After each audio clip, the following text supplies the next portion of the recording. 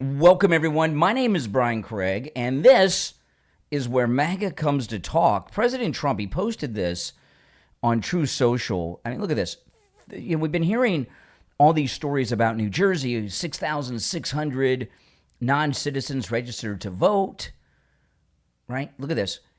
President Trump, and he's very well informed and briefed, of course. Look at this. 35,152. This is President Trump. 35,152 is the new number just released by Homeland Security of non-citizens registered to vote in New Jersey. These are just the ones that got caught.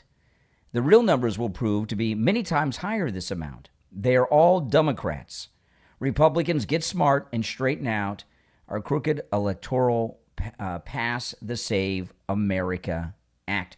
You know, if no matter what problem you point to in this country that the Democrats in government are responsible for, right? Whether it's the Somali pirate Medicaid fraud in Minnesota, the Democrat Medicaid fraud with the fake hospice centers in California, whatever the problem is, illegals with driver's licenses, killing American citizens on our roads, you know, all these things, it will all be wiped away with the passage of the Save America Act.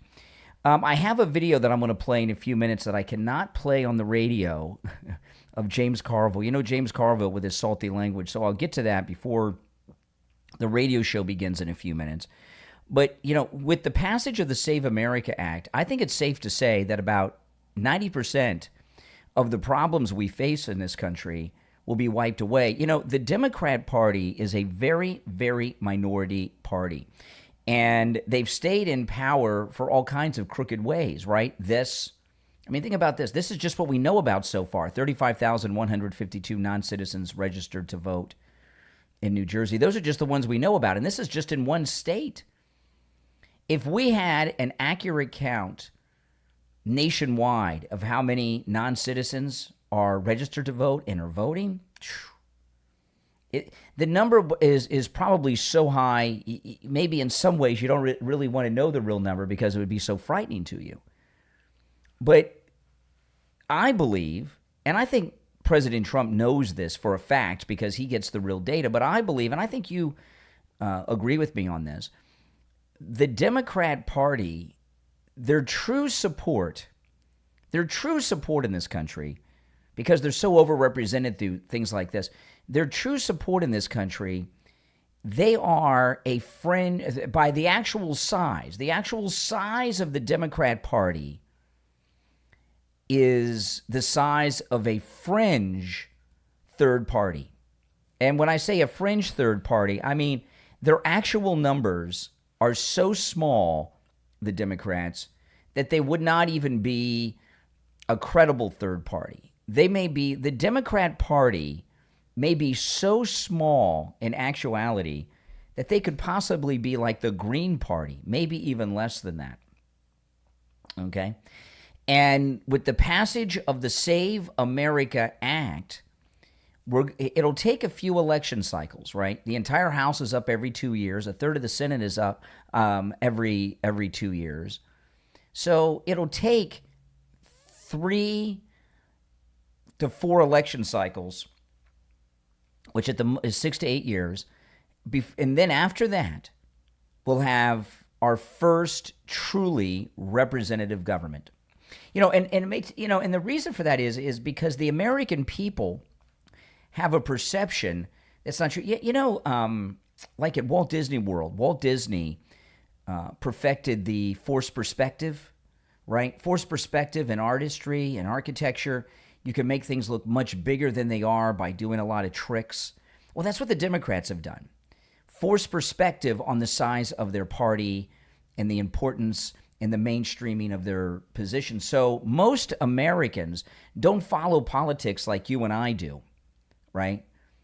So their perception of the influence of the Democrat Party is far outside, far above and beyond anything close to what it actually is.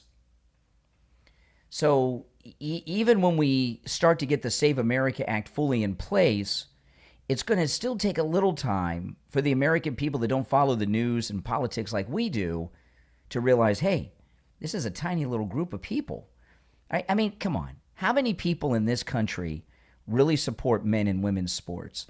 You know, and the transgenders as an example, right? How many people are really trans in this country? And they have their entire political party for a couple of years focused around this small fringe group. You know, so everything's important that we talk about. All the issues in the news are incredibly important, but almost all of them will be solved with the passage of the Save America Act and it being put into place. Now, this is the early pre-show, and if you're on hold, stand by. Oh, just got a text from Mike at the radio station. Okay, just telling me what time we're going to come on. If you're on hold, stand by, because I do want to play this one. I'm going to read something. Okay, yeah, I want to play this piece of audio from James Carville, because I cannot play this on the radio because he uses language we're not allowed to, and then I'll take some calls, okay? So, okay, got it queued up. All right, this is James Carville. And do you notice with James Carville, he's always in bed, in hotel rooms. I don't know what's going on with James Carville. I don't know if this is his bed at home, if he's in a hotel room. I don't know. But it's so strange that this guy is doing national interviews, sometimes on television, from hotel rooms and beds all the time. I'm going to read something to you, and I'm going to tell you why this is typical. A progressive House candidate who served in a battleground district in Michigan as law and Democratic Party officials once said black U.S. political leaders are a pillar of the capitalist and imperialist American establishment. Yeah, Jim Clyburn is part of that. Yeah, you're right. That's exactly who Martin Luther King was. Yeah, you're right. That's who John Lewis was. And these people are paternalistic, and it's a bunch of overeducated little white turds who think they know more than other people know, and they know what's wrong. And they're going to go and then you got, they're talking about indicting Netanyahu. And that the problem is you have a candidate, a DSA candidate, New York, saying we should be against interracial dating. Let me tell you something. These people, and these are to all my black friends and people like me, they think they know more than you do. Mm-hmm. They think their history is more glorious than yours. They think that Lenin was a more glorious human being than Martin Luther King or Frederick Douglass. That's what they really think. And if you know that, you don't know your history. And you should view these people with extreme skepticism, because they think they know what's better for you than you know what's better for you. And they think they know your history better than you know their history. This asshole don't know what he's talking about. Okay, yeah, so I can't... So I can't play that on the radio because turd and a-hole, mainly a-hole. I think turd's okay. But, you know, the reason I share this, James Carville from his bed, you know, he's like Hugh Hefner here. The Democrats, the leading Democrat voices out there are running to defeat other Democrats, right? This is a beautiful thing. So we're going to do very well in the midterms. You're on the air. What's your name? Where are you calling from? Yeah, good morning. Oh, hey, good morning. You know, not for nothing. I was in New York. I grew up in New York, and I left when I was 18 years old. But I can't imagine, even have left all those years ago, and like Steve left, for some foreign jihadist to tell somebody like Netanyahu that he's not welcome in New York City. This broke the flames of anarchy.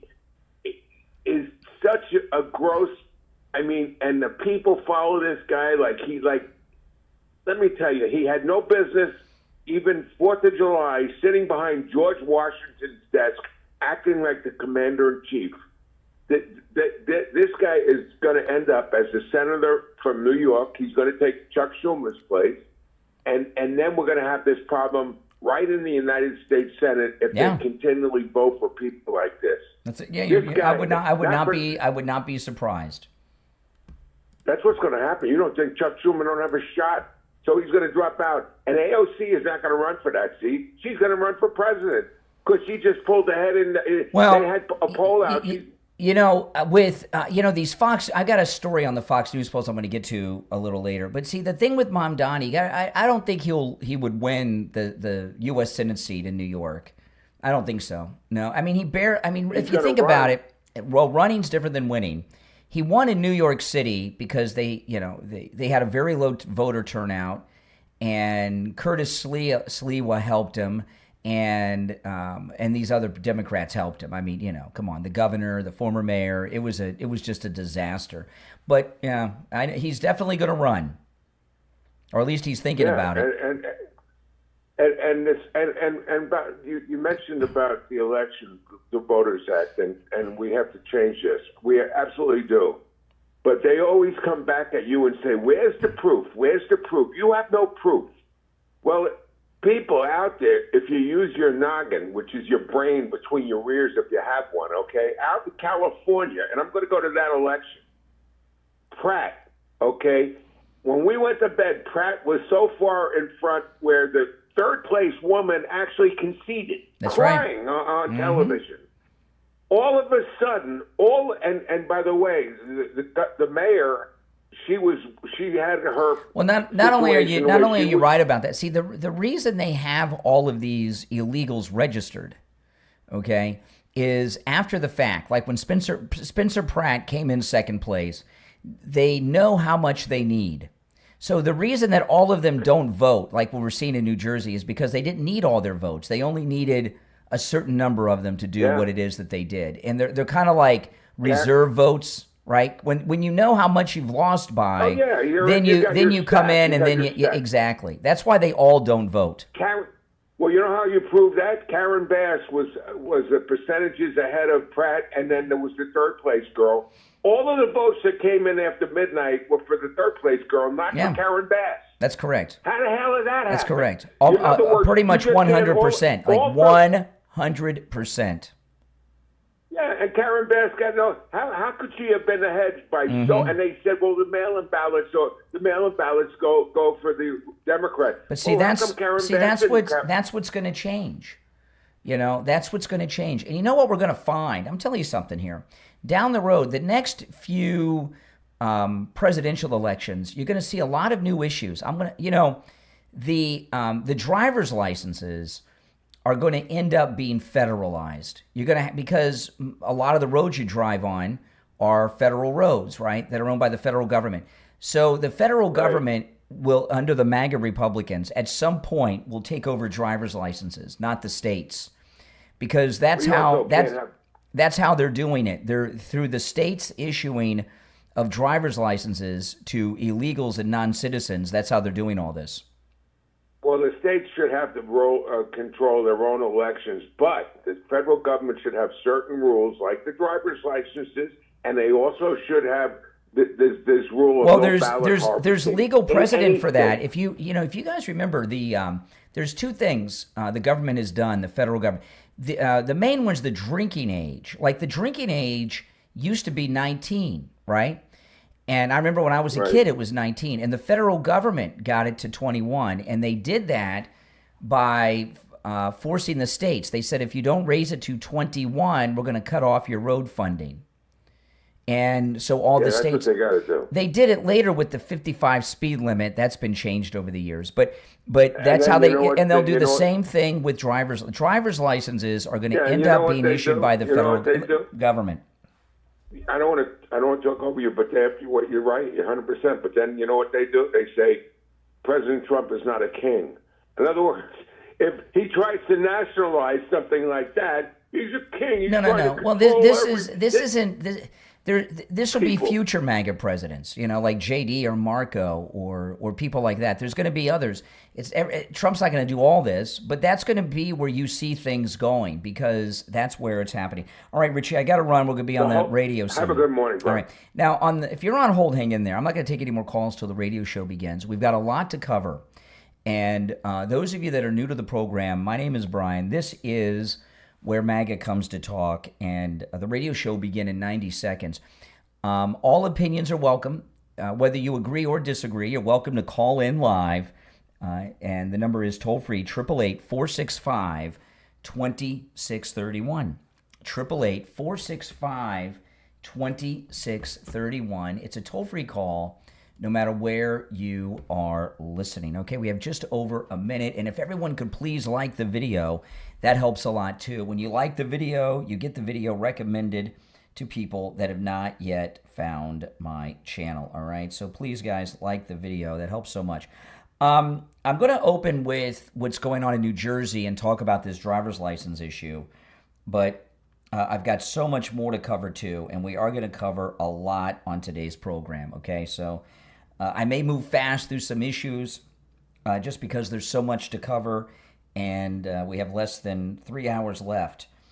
And I saw something on the Fox News website as a headline today that is sick and false, and they should be ashamed of themselves, Fox News. So I'm going to get into that as well, and a whole bunch more. All right, let's see here. Okay, about 15 seconds.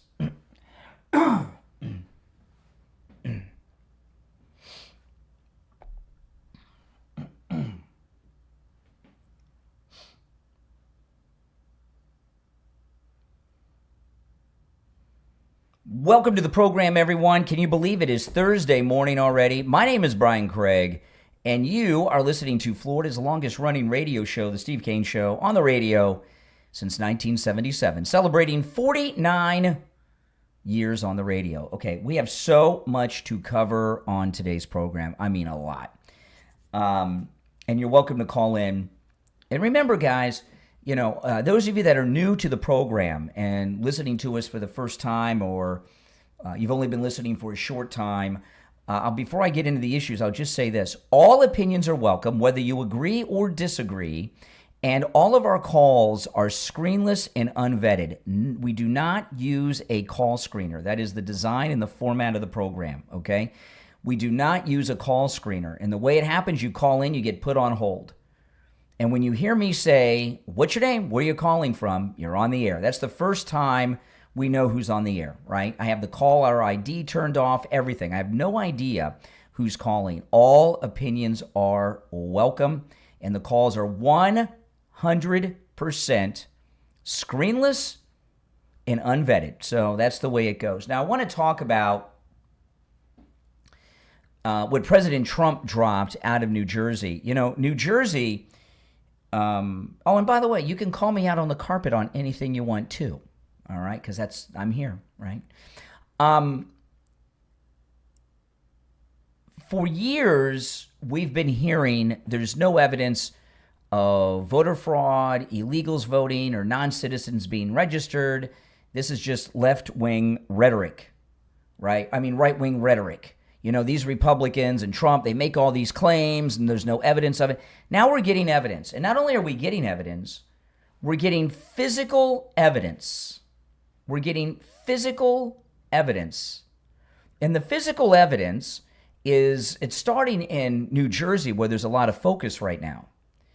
And it came out a couple days ago that there were 6,600 non-citizens registered to vote in the state of New Jersey. And then President Trump posted yesterday on True Social this. Listen, this is the president on True Social yesterday. 35,152 is the new number just released by Homeland Security of non-citizens registered to vote in New Jersey. And notice Homeland Security, because this is a national security threat. Then he goes on, these are just the ones that got caught. So the number could end up being much higher. That's where we're at right now, 35,152. The real numbers will prove to be many times this amount. They are all Democrats. Republicans, get smart and straighten out our crooked elections. Pass the Save America Act. Okay. You know, I believe that the Save America Act is the most important piece of legislation of my lifetime. I'll limit it to my lifetime because there's been important things, but I've been around for a while, And I think that's saying a lot. Because you look at all of the debates we've had in this country, and some of these things, most everything the Democrats have proposed over the years has just been totally absurd. I mean, most recently, the men and women's sports, you can go through a list. I don't have to tell you. You know how absurd and ridiculous and how insane these Democrat policies are. With the Save America Act, 85 to 90%, I think 90% of these issues will be resolved very quickly. Because we don't have the Save America Act, the Democrat Party is so overrepresented everywhere, not just in the Senate, not just in the House, but even in our state and local governments. And the Democrats know this. When President Trump ran the first time, and he started the rallies right away, and we hadn't seen anything like that. But have you ever wondered, why the Democrats never had rallies or events? Obama didn't even have rallies. He didn't. He did speeches with small groups. They put him out on stage at an event. I can't remember if it was Seattle or Portland, and made it look like he was speaking to 50,000, but it wasn't. It was a free concert at a music festival. And between sets, they brought Senator Obama out, took a picture of him, and made it look like they were there for him. But the Democrat, that was just, and it was on the front page of every newspaper the next day. There were still newspapers when Obama ran the first time that were important. But the Democrats don't do rallies. They don't really campaign. They talk to small groups because they don't have to, because we don't have the Save America Act in place. Proof of citizenship to vote and government-issued ID, or to register to vote, and government-issued ID required to vote. And here in Florida, our driver's license now show whether or not we're a U.S. citizen. And because that is not the law of the land, the Save America Act, the Democrats are overrepresented at every level of government. And when the Save America Act is passed, we're going to, for the very first time, get truly representative government that's representative of the people in this country. Because we do not have that now. Now, it's not going to happen on day one. It will take a few election cycles. I'd say 3 or 4, and they're every 2 years, right?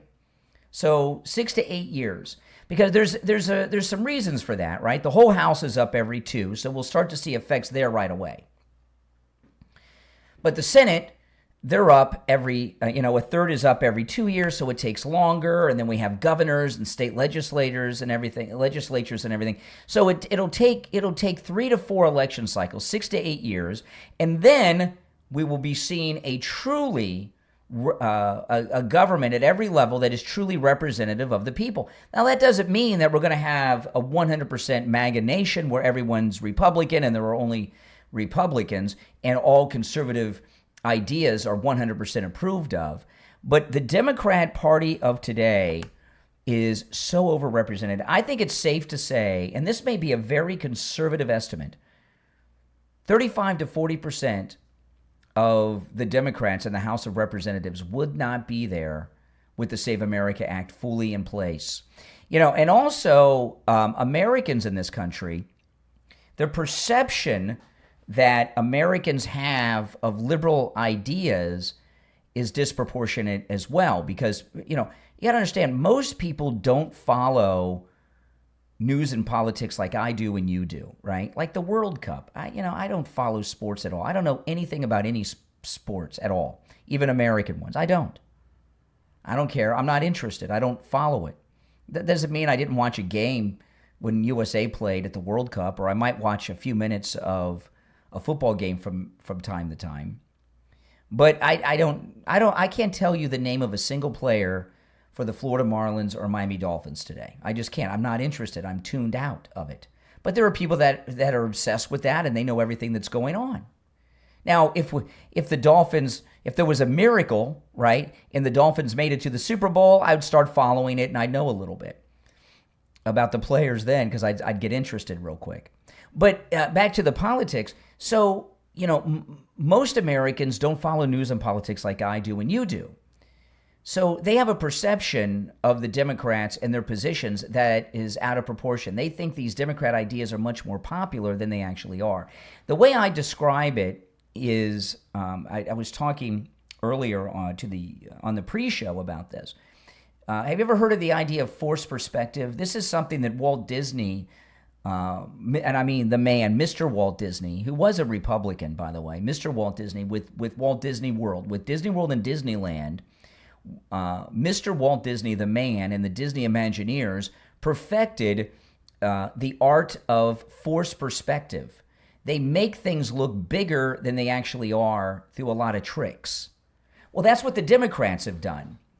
The American people are the victims of Democrat forced perspective, that their ideas are many times more popular than they are, and that most of their ideas have zero support. And I believe that if the Democrat Party was properly represented, that they would not qualify to be the second major party in this country. I think that they are a fringe party equivalent to like the Green Party, things like that. That's just my opinion on it. Now, I'm going to take our very first break of the day. If you're on hold, stand by. You're listening to Florida's longest running radio show, The Steve Kane Show, on the radio since 1977, celebrating 49 years on the radio. Our number is toll-free 888-465-2631. 888-465-2631. We'll take a quick break, come back with your calls and more right after this. All right, guys on hold, stand by. We'll take a quick break and be right back.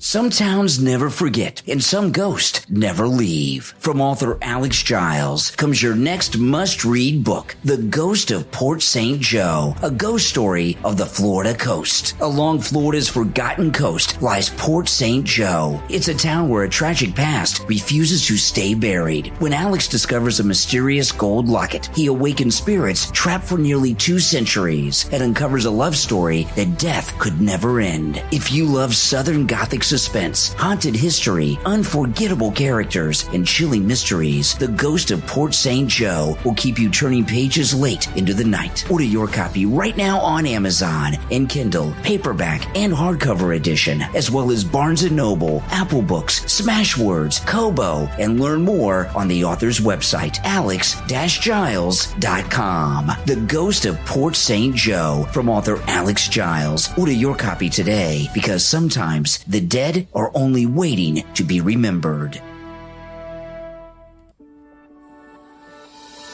Are you looking for a smarter way to care for your skin and your hair? You can do just that with Valaya AI. Valaya AI is your personal AI wellness coach. With just a quick scan from your phone, Valaya AI analyzes your skin and hair in seconds, providing personalized recommendations for acne, hydration, wrinkles, pigmentation, dryness, hair health, and that's just the beginning. Using advanced artificial intelligence, Valaya AI creates customized morning and evening routines, recommends products tailored to your needs, and even adjusts your care based on the weather, UV index, and seasonal conditions. What are you waiting for? Download Valaya AI right now in the Apple App Store and Google Play Store and discover a smarter, more personalized approach to skin and hair care. Learn more and see how Valaya works online at mindhatch.ca. That's mindhatch.ca. Valaya AI, healthy skin and hair powered by artificial intelligence. Are you retired and wondering what comes next? Your experience still has value. Your passions, hobbies, knowledge, and skills could become the foundation of a profitable online business. At retirementprogram.org, you'll discover a practical internet marketing strategy designed to help everyday people just like you create additional income from what they already know. With retirementprogram.org, you'll learn how to build your very first website, even with no programming experience. Discover the basics of getting your website found on Google Google. Learn to attract targeted visitors and turn that traffic into revenue. This free step-by-step guide explains how to choose a topic, create useful content, improve your search rankings, and explore proven ways to make money online. Retirementprogram.org isn't about getting rich overnight. It's about investing a little time each week to build something that can grow over time and provide an additional source of income during your retirement. Your dream career may not be behind you. It could be just beginning. Visit retirementprogram.org today and get your free guide, and share the link on all your social media so your retired friends can join in too. That's retirementprogram.org. All right, we're 30 seconds away, guys. I'm going to go to the phones when we get back. Welcome, everyone. If you're just joining, my name's Brian. This is where MAGA comes to talk. The number's toll-free and pinned in the live chat, 888-465-2631. 888-465-2631. A toll-free call no matter where you are listening. All right, 5 seconds.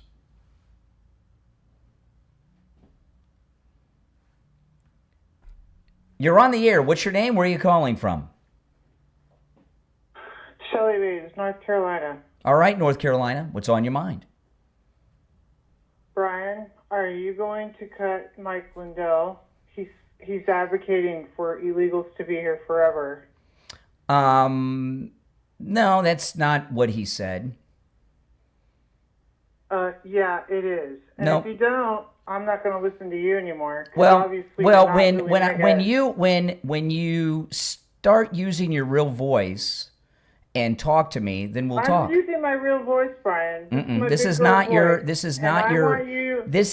not going to do something because some anonymous person with a fake voice is asking me. You're a commie sympathizer. Oh, they hung up. All right, let's go. You're on the air. What's your name? Where are you calling from? Morning, Brian. Dawson, Texas. By the way, I'm willing to talk about that, but not with somebody using a fake voice and making threats. You're on the air. Okay. Oh, yeah, Doc. Go ahead, Doc. Hey, what are you talking about? What am I talking about? What do you mean, what am I talking about? Who's making threats with a fake voice? It was the caller before you, but we've moved on. Okay. What was the reason for your call? Okay. I got a quick question for you. First of all, good morning. Yes, good morning. The State of America Act, is it all about maybe showing your ID when you go vote, right? It's about having to prove that you're a U.S. citizen eligible to vote to register, and then showing government-issued photo ID to vote. Okay, I understand that. So why do you have to? So does a woman do you have to show your birth certificate? No.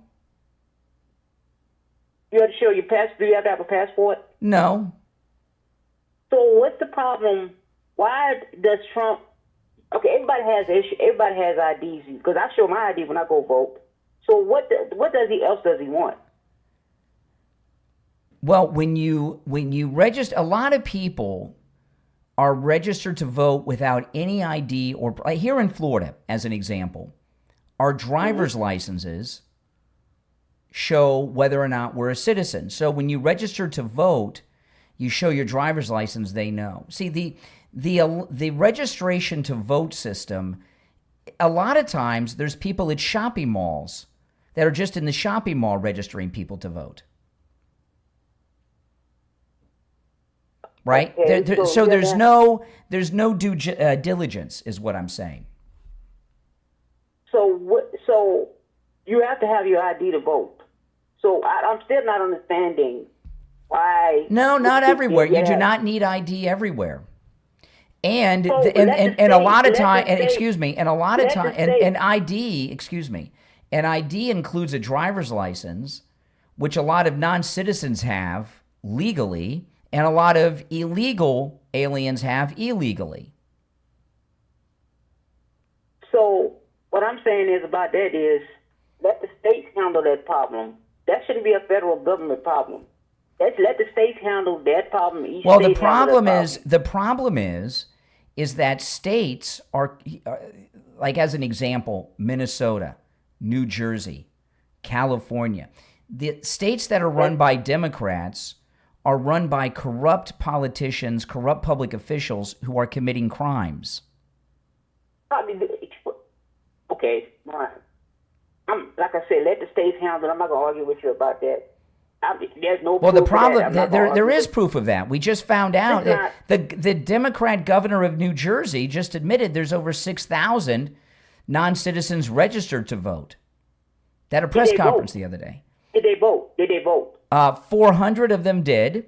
And now, because the investigation has begun, we found out that so far they have found more. There's over 35,000 non-citizens registered. Well, that we don't know. We don't know. But you just said there's no evidence. How do you know they voted? Well, if they're registered, that's a crime. Brian, it could have been a mistake. 20 seconds ago you said there's no evidence. I give you the evidence, and now you want more evidence. I don't find there is no proof of it. Just because they registered to vote, they shouldn't have been registered to vote. Mm-hmm. That don't mean they voted. It doesn't mean they voted. So you don't. Okay. Oh my goodness. See, this is the new talking point, right? This is the new talking point. Well, a couple days ago, there was no evidence. Now we've got evidence, and now you want some new evidence. There's no evidence that they voted, Brian. It's none. But we have proof that many thousands, tens of thousands in New Jersey alone are registered. That don't mean they voted, Brian. Oh my goodness. I'm bleeding out of my ears. Goodness. I am bleeding out of my ears. You know what? We're never going to agree on this, so I'm good. We're never going to agree on this. All right. Well, you're good. Then we'll say goodbye. Now, I will talk about the Mike Lindell thing. And I don't know what Mike Lindell's doing. I just learned about this before I went on the air. I mean, like right before I went on the air today. And what's going on with Mike Lindell, I do not know. He gave an interview where he talked about a 6-month amnesty period in Minnesota, not nationwide, in Minnesota, where an amnesty period for illegals where they could, without criminal records, to register. And why he did that, I have no idea. I did watch the clip of the interview right before I went on the air. What he's doing, I have no idea why he did that. He's in just a couple of weeks, I think it's on the 11th, around the 11th of next month, I think it's the 11th, is the primary in Minnesota. Over the weekend, he was with the president in a tuxedo, and President Trump, standing next to Mike Lindell, 100% came out and endorsed Mike Lindell. That was over the weekend. Then we get 4 or 5 days later, he comes out and talks about a 6-month amnesty period for illegals in the state of Minnesota where they can apply for work visas. So far as condemning Mike Lindell, dropping Mike Lindell, cutting Mike Lindell, sometimes someone does something that is so far outside of their character that it is shocking. Have any of you ever been shocked? And I did a live stream on YouTube a few minutes after 5 a.m. I didn't see the clip of Mike Lindell until after that. So I watched it, I don't know, less than 10 minutes before I went on the air. And I haven't seen the whole thing because I didn't have time before I went on the air. So when someone does something so out of character as Mike Lindell has just done, I got to process that for a bit. When I've got to watch the entire interview. This is going to be a big story today, and I want to see, one, what the president does. Will President Trump withdraw his endorsement? Will Mike Lindell come out and retract what he said? Now, I'm looking at the clock. I got to take our break for the bottom of the hour. So I'm going to take our break for the bottom of the hour. I'll come back with your calls, and I'll talk more about this. All right? All right, it's the Steve Kane Show. My name is Brian Craig. We'll take our break for the bottom of the hour. Come back with your calls and more right after this.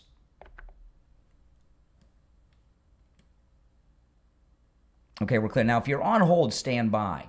So, no, what I just told you guys, I learned about this right before I went on the air because people were leaving me comments on social media and on YouTube, most of them liberal, like the caller I got a few minutes ago, okay?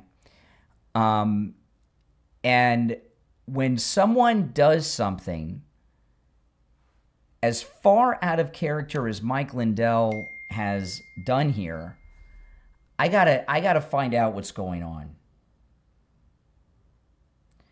And when you look at what Mike Lindell has gone through for the last 8 to 10 years because of his support of Trump, he has lost more millions than we could probably imagine, right? Remember, he got knocked off of the home shopping channels, kicked out of Walmart and all the national retail stores, all these things. So why would someone who has sacrificed so much for President Trump, a couple of days after President Trump endorsed him, start talking this way? Does it make sense to you guys? I'm very open to process it. And I did not have time before I went on the air to watch the whole interview. I only saw a clip of it. But he did say a 6-month amnesty period where they can apply for, if they don't have criminal records of a certain level, where they could apply for work visas.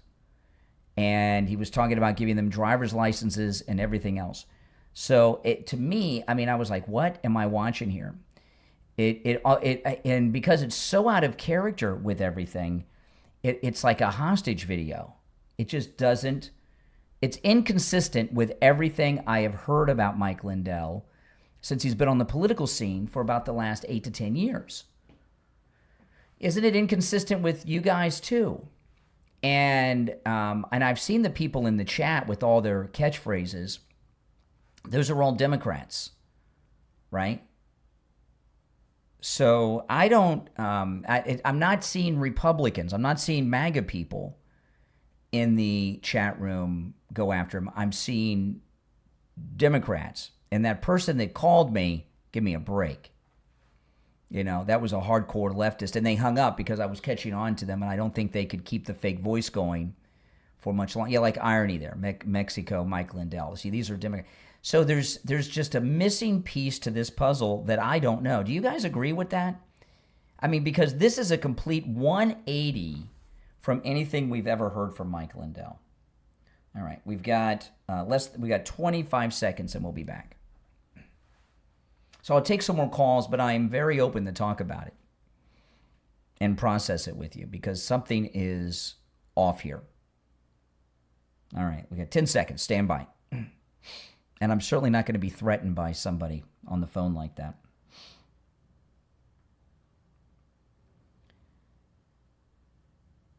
All right, we are back. It's the Steve Kane Show. I'm Brian. I was talking. Well, let me just take the calls, and then we'll get back into things. You're on the air. What's your name? Where are you calling from? Hello, my name is Drew, and I'm calling from Mississippi. Okay. I guess I'm kind of new to your program. I caught a little bit of it the other night. And can I ask you a question? Sure. Okay. Do you watch a lot of media, a lot of different news sources? Well, I don't listen or watch other shows too often, but I consume more media than probably the 20 people would normally consume. Okay. In what form do you consume media? Like you read a lot of newspapers or what? I read everything. My life is prep. I am very well informed. Okay. That's Why? cool. Why? What do I have to do? Prove that I have knowledge to you? No, I was just asking. It was. I come to my my own conclusions. I don't read or listen to other people to tell me what to think. I follow what's going on in the world around me and come to my own conclusions instead of being force fed by the matrix. Okay. Hold on. Hold on 1 second while I answer these. Then I apologize because it wasn't intended to be a confrontational question. All right. So what's on your mind?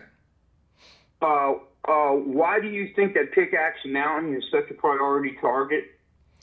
That's a very good question. Are you ready? Yes.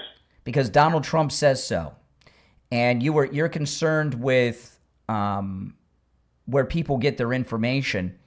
When it comes to military targets in Iran, there is no person who's better informed as to what's going on in regards to that than the President of the United States. Right? Okay. And would you say that target is a priority over opening the Strait of Hormuz? No, the Pickaxe Mountain is a target because that's one of the places they moved whatever they had left of the equipment and materials to enrich uranium. That's why. Yeah, that's why it's a priority target. While that may not be immediately affecting the Strait of Hormuz security, in the long term it would. I mean, what's the point of your call? I've answered a couple of your questions here. Enough of that. I mean, what's the point you're trying to make? Well, that's the first point. Is that Pickaxe Mountain is not a priority target. Oh, this is interesting. Wait a second. This is interesting. So you're more informed than the President of the United States. You understand the strategy. I certainly didn't make that claim. Well, you are now because President Trump says it's important in the war. You say it's not. Would your position be that Pickaxe Mountain is more important than opening the Strait of Hormuz? It's all connected. Okay. No, I'm not answering any more questions. I've answered enough of your questions. If you have an opinion on the things we're talking about, we'll have a discussion. But this isn't some one-on-one exclusive interview that you got. Okay. Yeah. Thanks for your cordiality. What I would like to know is that, or what I would like to state. I'm not asking you any more questions, obviously. Destroying Pickaxe Mountain will do nothing to open the Strait of Hormuz, and opening the Strait of Hormuz is what's going to cause a global economic crisis, which is already affecting us here at home very much. Really? How's it affecting you? How's it affecting you? How's it affecting you? Gas prices and food prices. Really? Gas which have already increased. Food prices are down. Gas is up a little bit. So, I mean, how much do you drive? Very little. So what's it costing you? $3 a month? $10 a month? It's not about me. It's not about me. No, you just said it was. You just said it was. You just said it's affecting me. It's affecting us. I said where. You said gas prices. I asked how much you drive. You said not much. So it's $3 to $10 a month? Oh, well, and that personal effect. My lifestyle is not the concern of you. Oh, okay. My concern is about the American people. It's about my neighbors. Yeah. It's about my neighbors who are now deployed in theater who flew over my house. Your neighbors. I got news for you. The United States military is first off, it doesn't matter what they think, because they the military, we're not in a military governed society. The military answers to the civilian authority, and we have a 100% volunteer force. Okay, so and in the year and a half, think about this. In the year and a half since President Trump has been reelected, what percentage of the military have had to re-enlist? And how many of them are newly, a huge chunk, right? In a year and a half, a lot of them. I wouldn't have any idea what that figure is. It's a lot. It's a big chunk. Everyone who's in the military, they are volunteered for this. Many of them have re-enlisted since President Trump was reelected. The enlistment, the enlistments have been up across all branches, breaking records in President Trump's second term. And so the people that are in the military, this is what they enlist for. So the military are not concerned about the situation in Iran. This is what they volunteered for. That's an excellent point and has nothing to do with what I was speaking to. Well, I really don't care what you're speaking to. I'm obviously. So why are you asking people to call in to discuss? Well, no, issues with because on Fridays we have open phones. The other days of the week, you're new to the show, so I'm giving you some leeway. The format is Monday through Thursday. People call in about what we're talking about, and on Fridays it's open phones. We call it Open Mag and Mike Friday. People can call in about any and everything.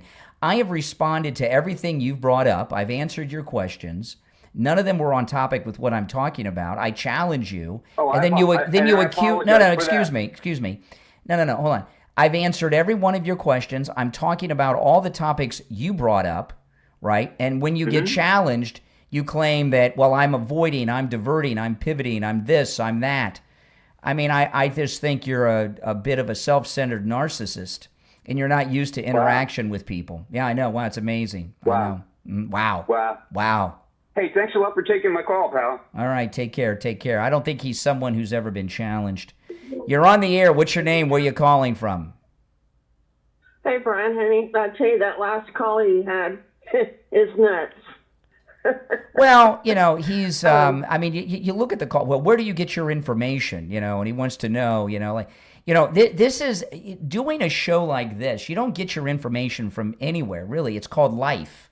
It's a lifestyle, right? You know what I mean? When you're in I've been, you guys hear how long I've been doing this, but, when you're in the news business, which I am in media, it's a lifestyle, right? Well, they're like liberals. They think they know everything, but they don't know anything. What I was calling about was the ID, driver's license situation. Mm-hmm. When I moved up here to Indiana from Virginia, which I had a Virginia driver's license for 45 years, when I moved to Indiana, I had to show 5 proofs of who I was, which one of them was my birth certificate. The other one was my Social Security number, which way back in the day, it was not supposed to be used as a form of identification. Plus, I had to show proof of my address where I was living. Yeah, hold on 1 minute while I'm answering these lines that are coming in. Yeah, so you had to show a lot of ID. Yes, I even had to get, because I changed back to my maiden name, I had to have my marriage license mailed up here to Indiana to show I was going from my married name back to my maiden name. Yeah. So that was, and that I had proof of car insurance, which you have to show ID to get your car insurance. You need ID for everything. And, President Trump, there was the last time I can't remember which time this was. It was kind of recent that I saw this.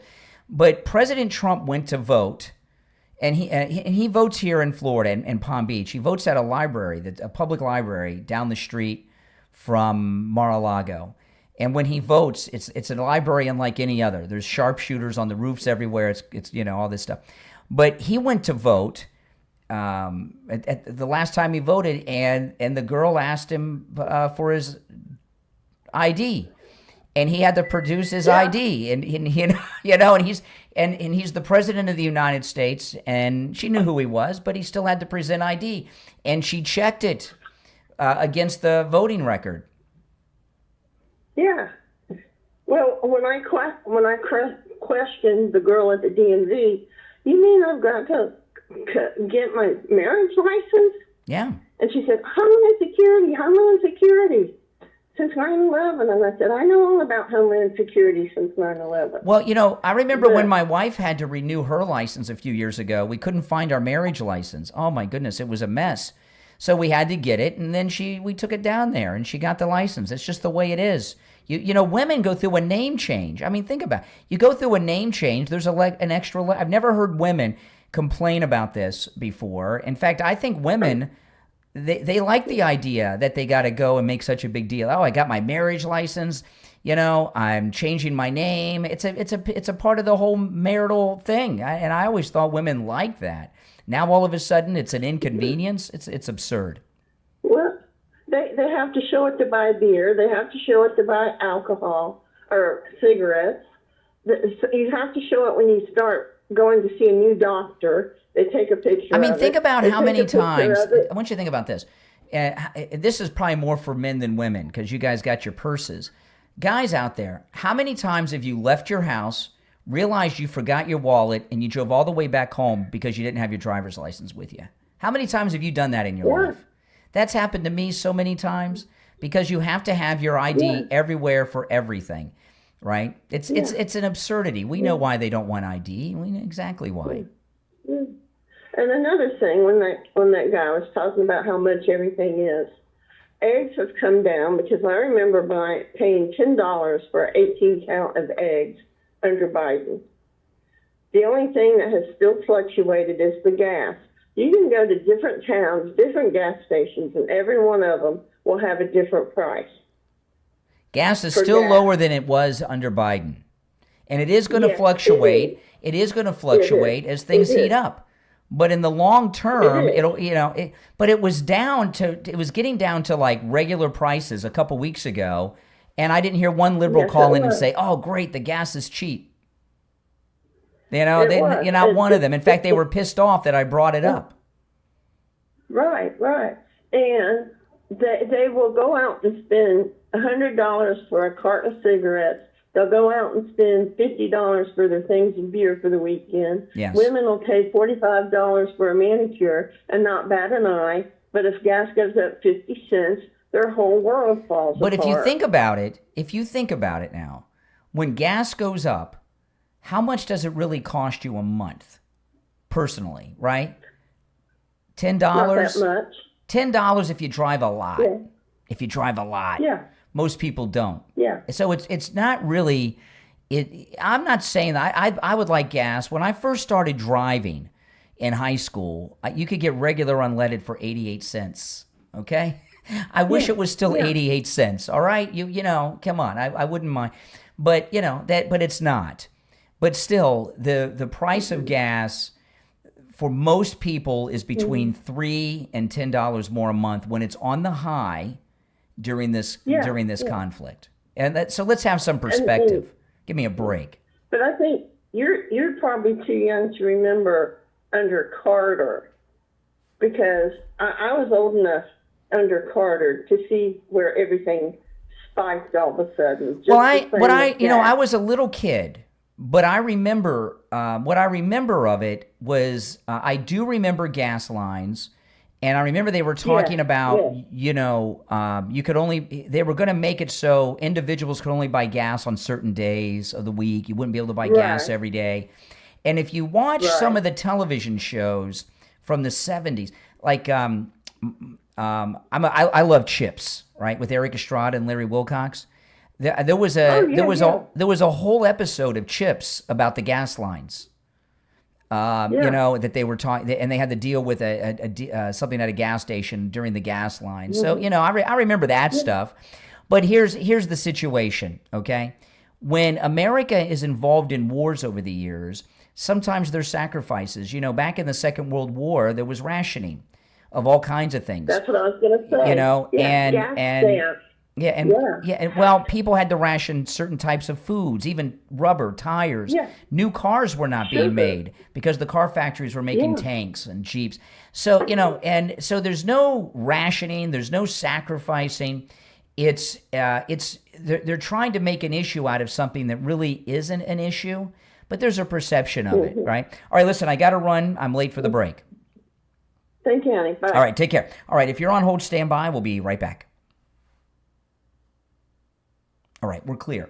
If you're on hold, stand by. We'll be back after this.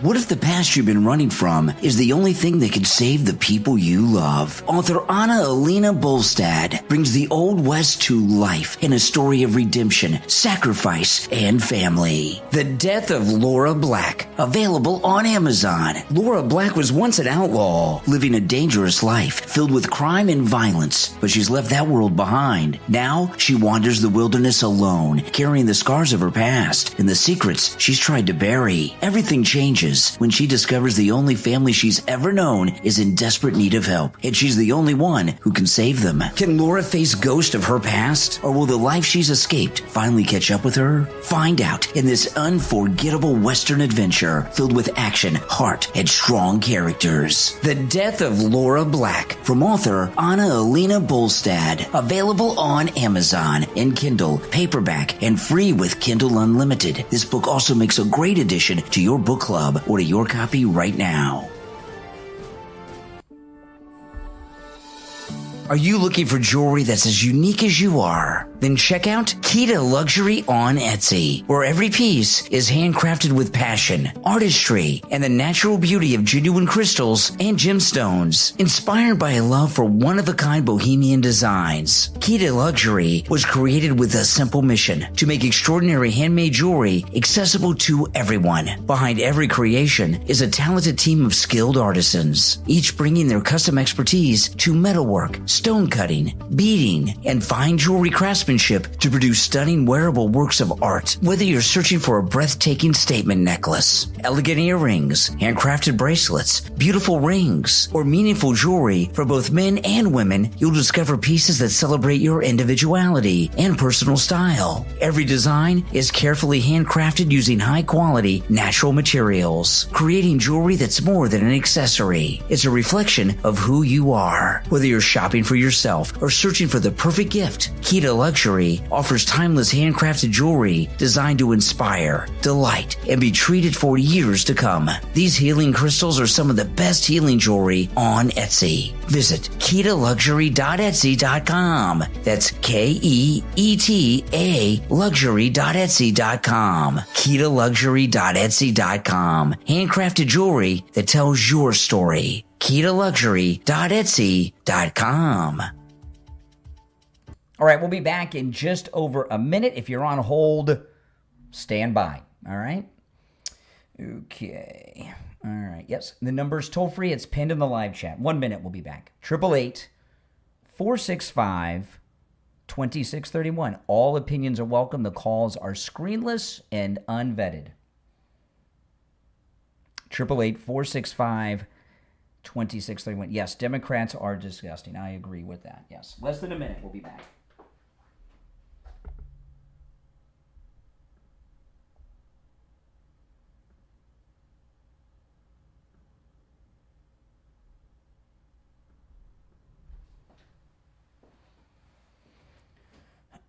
$30 seconds.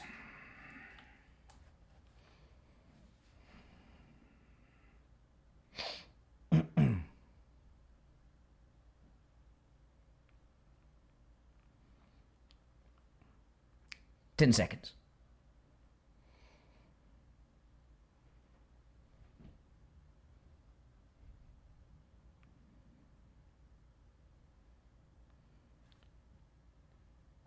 You're on the air. What's your name? Where are you calling from? Yeah, for me, Brian. Hey, Jeff. What's up? You know, not only about the non-citizens registered voters, but all the dead voters voting, and it's always Democrat, by the way.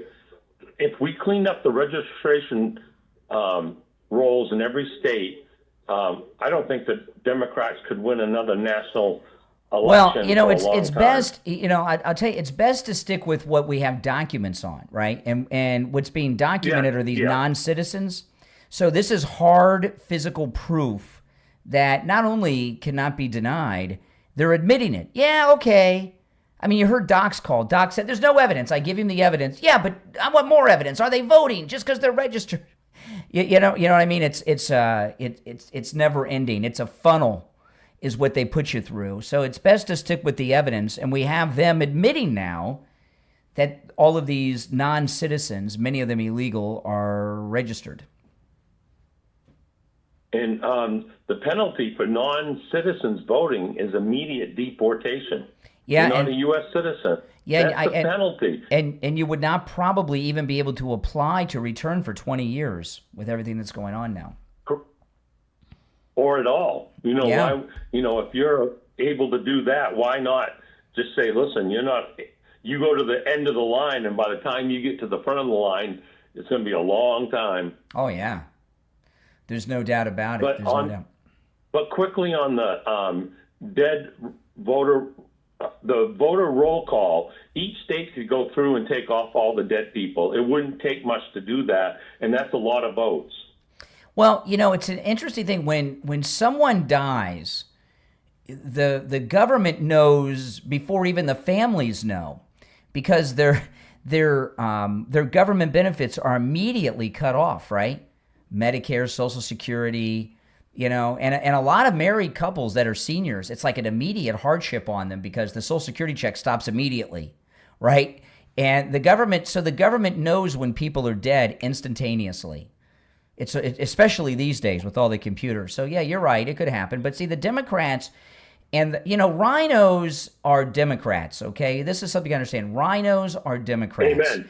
Okay, but Amen. so the Democrats and the rhinos, they keep this in place, and we know why.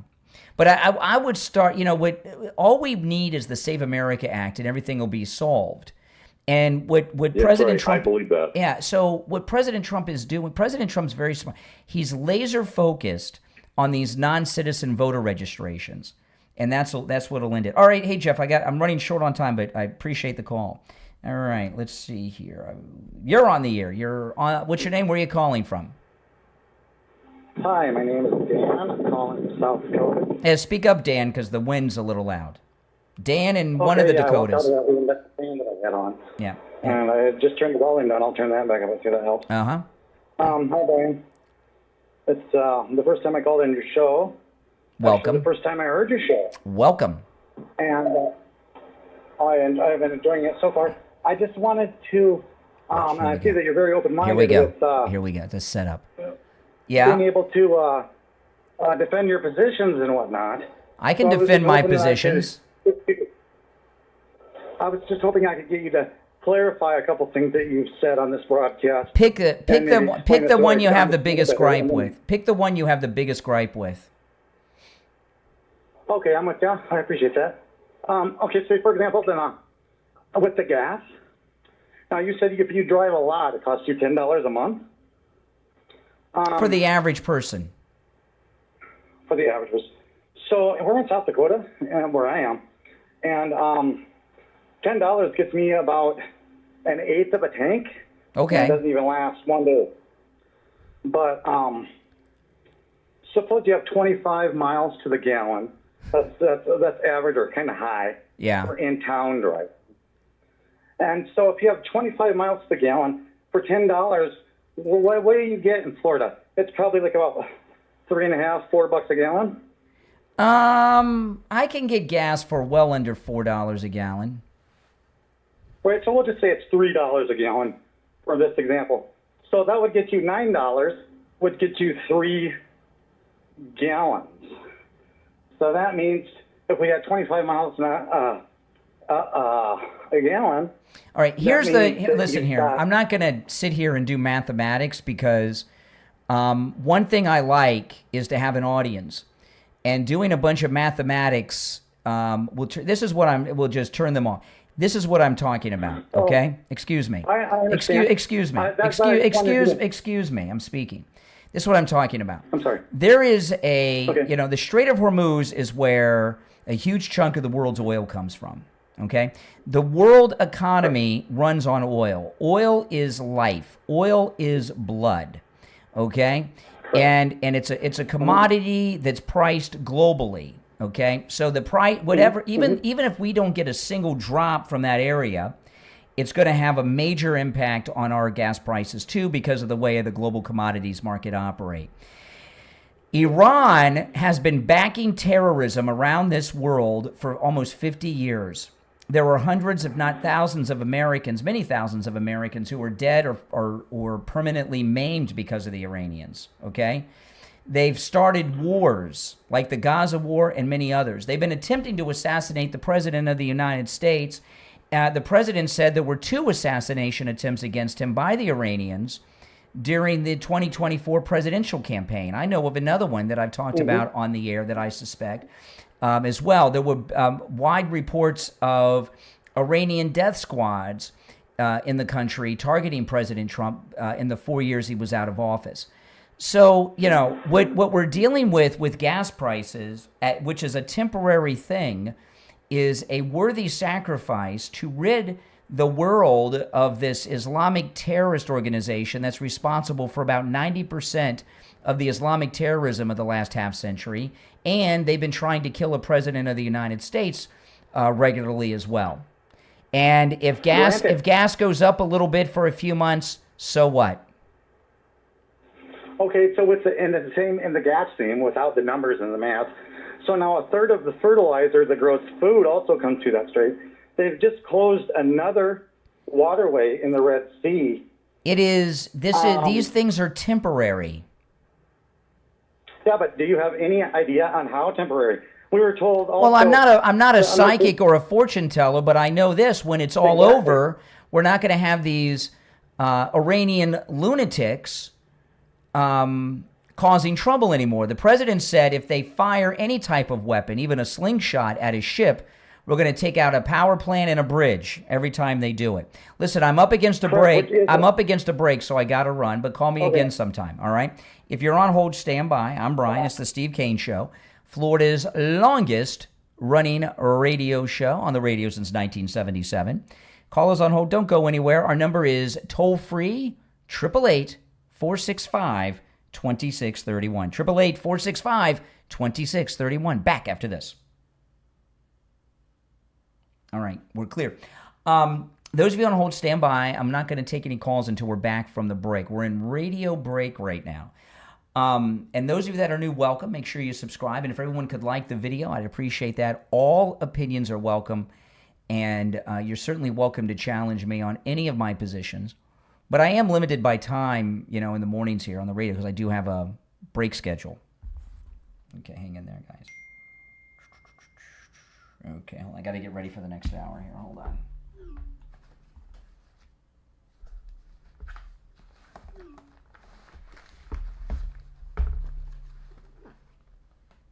This one. This one. And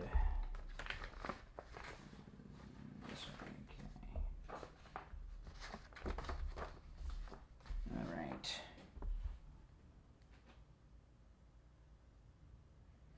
Okay, we'll be back in just a couple of minutes. So again, if you'd like to call, you're welcome to do so. Call us on hold, stand by. The number is pinned in the live chat. And I'll continue to take your calls, and I've got some other issues to bring up. No, he's not giving nuclear bombs to Saudi Arabia. Nope, he's not giving nuclear bombs to Saudi Arabia. He's allowing them to build a nuclear reactor with American made nuclear reactor components for a power plant. There's a little difference there.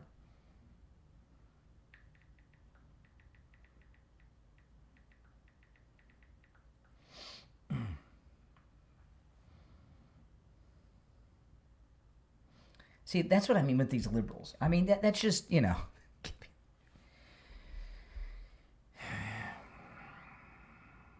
They have nuclear power plant in Iran. We haven't taken that out.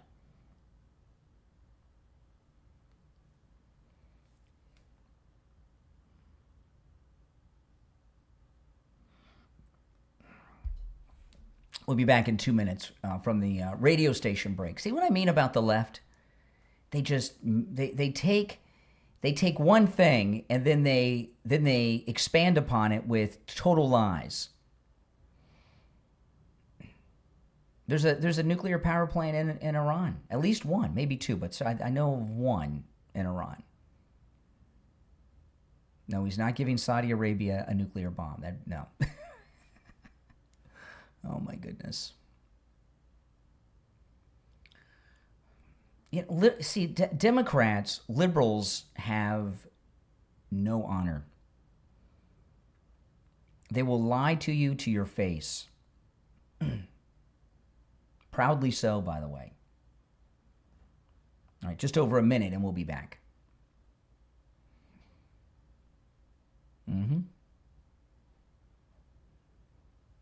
It's insane how the liberals would just lie to you. I know. All right, 1 minute. We'll be back in 1 minute.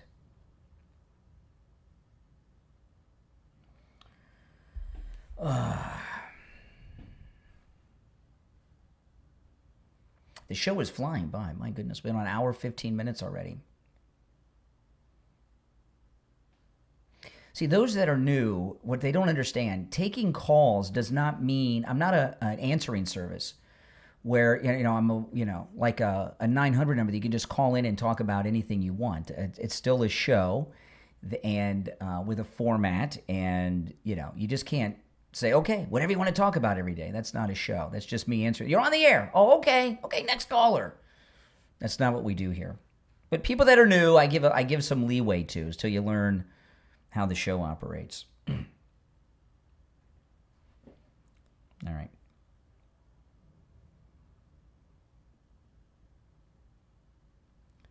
The second hour has begun. It's the Steve Kane Show. I'm Brian Craig. This is Florida's longest running radio show. The show is flying by. I was shocked when I looked at my clock before the break and realized it was the top of the hour already. The show is flying by. All right, let's go. You're on the air. What's your name? Where are you calling from? Yeah, good morning, Brian. Hey, Richie. This is Richie. Hey, Richie. I want. How you doing today? Right. I want to speak to to these college indoctrinated people.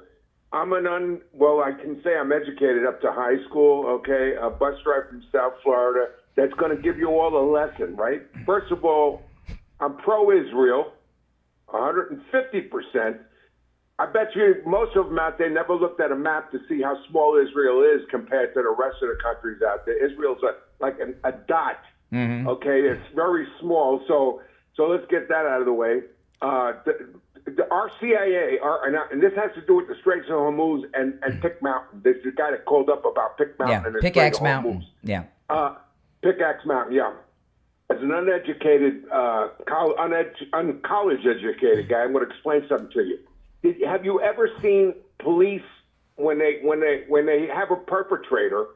If the perpetrator has a weapon and there's like 5 police officers, what is the first thing they try to do? Disarm the person, right? Mm-hmm. And then they deal with them. You have the Iranians, okay? According to Mossad and the CIA, they've moved a lot of their stuff into this Pickaxe Mountain, and they refuse to let go of the weapon. Well, hold on, Richie. Let me get in here, okay? This is okay.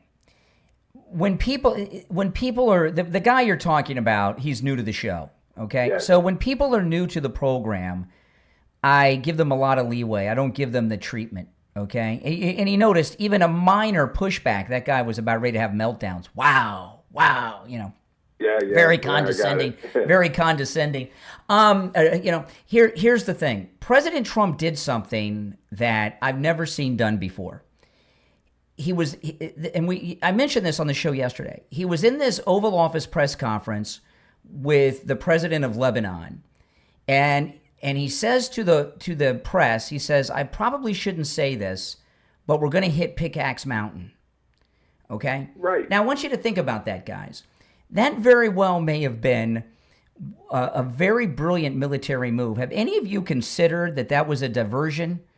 Why would the president tell the enemy where we're going to strike before we strike? maybe that I'll was tell you why. that No, could I'll it tell could you have been. why. Well, let me finish my thought, and then you can tell me why. There's two reasons. One, it could be a display of how we have air superiority, and they don't have the ability to respond even when they know the attack's coming. That's it. That's one possibility. And the second one is, well, maybe we're going to attack them somewhere else, and we want them to focus here, where this is the main target. Or maybe they wanted them to maybe take some things out of Pickaxe Mountain so they'd be easier. Who knows? I do know this, that President Trump just didn't say that about Pickaxe Mountain before the attack. He had a military strategic purpose for doing it that none of us are aware of. It was not an accident. 100%. I think he knew he was going to say that before the meeting happened, before the press conference. Yeah, I agree with you there. And they can't stop us no matter where we attack. But part of that is because the press keeps saying we're losing. Correct. And the Democrats keep on saying we're losing. And these people that are concerned about gas prices, this really gets to me, okay? I have to put gas in my car. I'm on a fixed income. But you're worried about going to the store and you're worried about going to work? Well, if the Iranians got their way, you wouldn't have to worry about going to a store or going to work, because they would throw that. First, Israel would go, they're telling you what they want to do, and then they would. What makes you think these religious fanatics, if they had a nuclear bomb that could reach the United States, wouldn't send it out there? Exactly. What makes anybody? Exactly. And so what about, you're worried about gas prices, you're worried about your job, and we have to disarm these people totally because they're holding on to this thought of having this nuclear bomb, which might be in Pickaxe Mountain. So we take out then they got nothing to go for. The reason that one of the reasons that unfortunately gasoline, the way that oil works on the commodities market, it's a world price. Okay, you can't, however it works, they can't set it for country by country, really. Okay, one of the main reasons that gas has been at the prices it's been at for the last 20 years is because the Strait of Hormuz has always been under the control of these Islamic terrorists of Iran. And when this is all over, either the United States or an international allied group are going to control the Strait of Hormuz, not Iran. And then you're going to find that getting gasoline through that tiny little strategic Strait of Hormuz is not going to be a conflict anymore. It's going to be as safe as the Panama Canal. And that's what the long-term goal right, is. Brian. And what I want these people to understand something, okay? And this is actually linking it up. We had a civil war in this country. We had African Americans that were slaves, and they wanted to be free because they were controlled by the South, and so they were so happy the Union Army came in there and freed them, and Lincoln. You got people that are actually enslaved in Iran. The population there are putting on buildings. Please, USA, don't stop. Don't stop. Because they're all enslaved by these fanatical Islamists. Mm-hmm. And they want their freedom. Yeah. They even marched, like I thought, they marched in the street. 50,000 were killed because they just wanted freedom. That's right. So, hey, Trump is doing God's work. All right, Richie, I'm going to move on and take some of the calls. 100%. I appreciate the call. All right, you take care. All right. You're on the air. What's your name? Where are you calling from? Yeah, it's Renee from Harlem. Oh, hey, Renee. I just had to give a shout out to Doc because, he's way too nice to you. I got it. I saw online today a clip of Al Sharpton, and he was promoting a book, and that he had the author of a book on Al Sharpton yesterday, and I got the book. They Stole a City. It's about Wilmington. It's called the title. This is a book you would like. And it's called They Stole a City, Wilmington's White Supremacist Coup, and the Families Who Live with Its Legacy. And what happened was, and Al Sharpton did a whole thing on this, blacks in Wilmington, they ran the whole city. They were wealthy. They owned all the businesses. And then these Democrat white supremacists came in and stole everything from them. That's what the book's about. I got it on tape.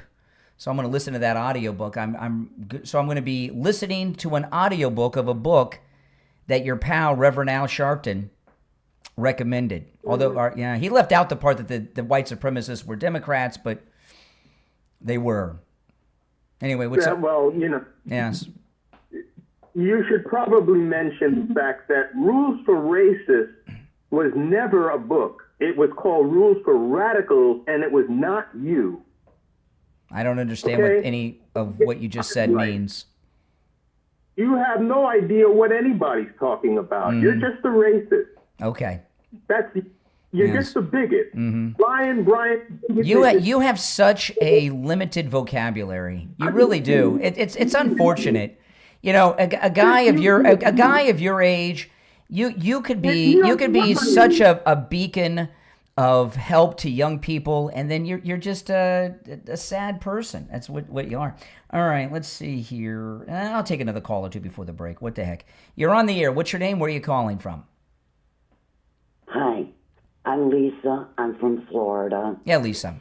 And I'm very upset because one thing that never gets talked about enough is our open borders. Terrorists can march right in. We don't have an open. No, excuse me. We do not have an open border. There has not been any legal. There's not been any legal crossing in a year and a half. No, sir. No, sir. I meant before. Oh, before. Trump. Oh, okay. We hadn't. Yeah, and we have all these people marching in, and now the Democrats are on their knees to these dangerous people. Yes. You know, the Muslims. They are on their knees to them and favoring them over us, and it's just going to get worse. Well, you know, we're in a really, you know, I got to take a break because I looked at the time, so I'm not going to get into my response to you yet. But a lot. But here's what you got to understand: the Muslim political movement in this country is part of the Democrat. It's the Democrat Socialist of America, right? Mamdani's a Democrat Socialist of America person. This Ahmed in Michigan, they're mostly Democrat Socialist of America. And they're being rejected by the Democrats, and they're going to be defeated. Some of them may win because they're in some left-wing district like these New York idiots. But overall, the Democrat establishment is purging from their ranks the Democrat Socialist of America. So these Muslims are going to lose their juice with that. All right. That was brilliant. It's true. All right, it's true. All right, Okay. Appreciate the call. All right, now I want to talk about Dr. Appleton and his robotic laser wave pain treatment. You know, it is so amazing. And, you know, when I hear and I meet listeners who tell me how they've gotten their life back, it's amazing. You know, I've met and spoken with so many of our listeners in the years that Dr. Appleton has been with us that they are living a pain-free life now. You know, all the pains I had were really bad, but arthritis. When Dr. Appleton told me I had arthritis in my fingers and my hand, I thought my life was over. It's my right hand too, and I'm right-handed. You know, and arthritis pain, it was so bad I didn't know how to describe it. And Dr. Appleton said, "Does it feel like a bolt of electricity?" I said, "That's exactly how it feels." It is bad, arthritis pain. And I had it bad. My arthritis in my hand was so bad, I was on the verge of tears when it would act up. Dr. Appleton treated me with robotic laser wave pain treatment. He rid me of my arthritis pain. And guess what? It's been about 2 years. It hasn't returned. And I've talked to other listeners that have had arthritis in different parts of their body that is gone now. No more pain from their arthritis because of Dr. Appleton. And that's only one of the many pains that the robotic laser treats. Go see Dr. Appleton. The consultation is free, and appointments are not necessary, even on Saturdays. Tell Dr. Appleton where you're in pain, and Dr. Appleton will tell you how he can rid you of pain with his robotic laser wave pain treatment, like he's done with me 7 times. 954-973-0710.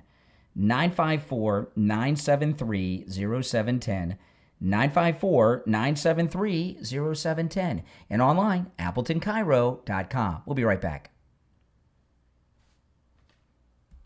All right, if you're on hold, stand by. If you'd like to call in, the number's toll-free, 888-465-2631.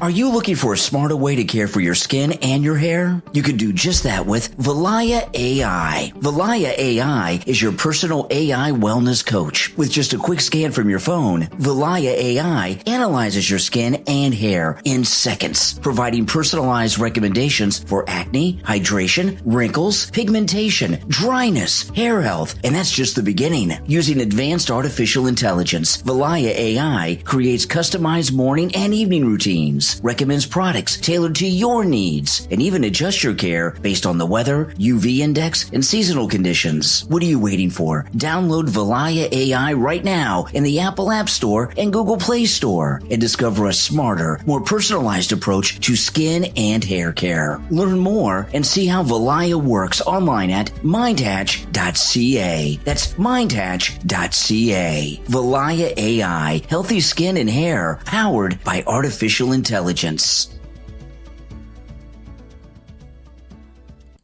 Life can leave us with a lot of questions. Why did this happen to me? Why do I keep repeating the same patterns? And where is God in all of it? If you've ever asked those questions, you need to tune into the Healing Philosophers podcast with The Healing Philosopher on Spotify. Through honest conversations and real-life experiences, each episode explores topics like healing from past hurts, generational karma, letting go of what's holding you back, understanding narcissism, and discovering how God can use even life's hardest moments for a greater purpose. The Healing Philosophers podcast is about finding hope, growing in your faith, and realizing that your story and every season of your life has meaning. Add the Healing Philosophers podcast to your Spotify playlist and make sure to share the podcast on all your social media and invite your friends and family to listen in too. Your share could be exactly what someone else needs right now. The Healing Philosophers podcast with the Healing Philosopher on Spotify. Healing starts with one conversation. Listen now on Spotify.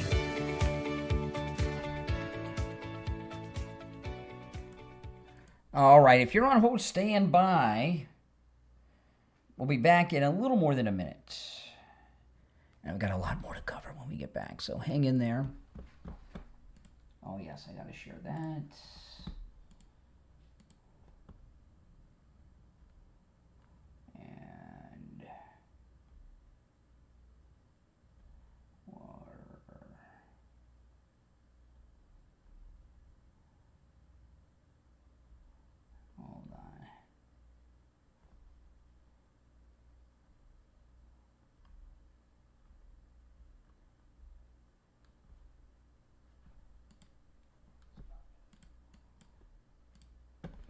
Okay.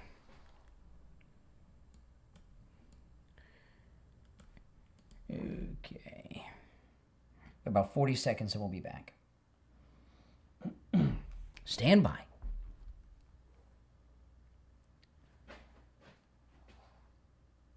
Yeah, welcome.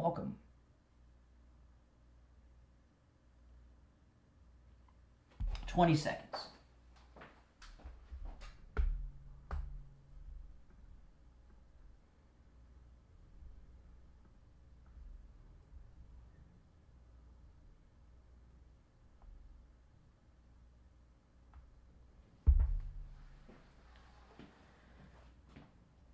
We're back. It's the Steve Kane Show. I'm Brian. You're on the air. What's your name? Where are you calling from? Good morning, Conservative Doug. Oh, hey, Doug. What's up?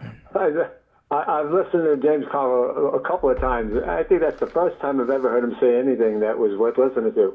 Man, that's how bad the Democrats have gotten, that they have all these wackos ruining their lousy party anyway. But anyway, I think the Republicans just, for some reason, just don't want to get people to love them and want to vote for them.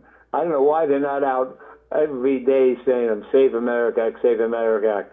But they just sit back. There's a couple of them that really... Well, no, let me tell you, this is it, okay? You know, President Trump had, 7 wins in Arizona the other night? 7 endorsements, 7 wins. We're in primary season, right? Our primary's next month. After the primary is when the election's going to start. Okay, and that's when things are going to heat up, and President Trump has so many endorsed candidates that have won primaries around the country. I don't even know how many, but he has a huge.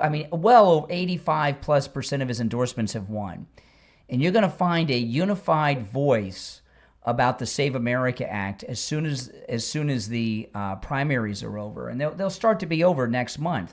And there'll be a national voice under the MAGA movement about that from our nominees, which we don't really have yet.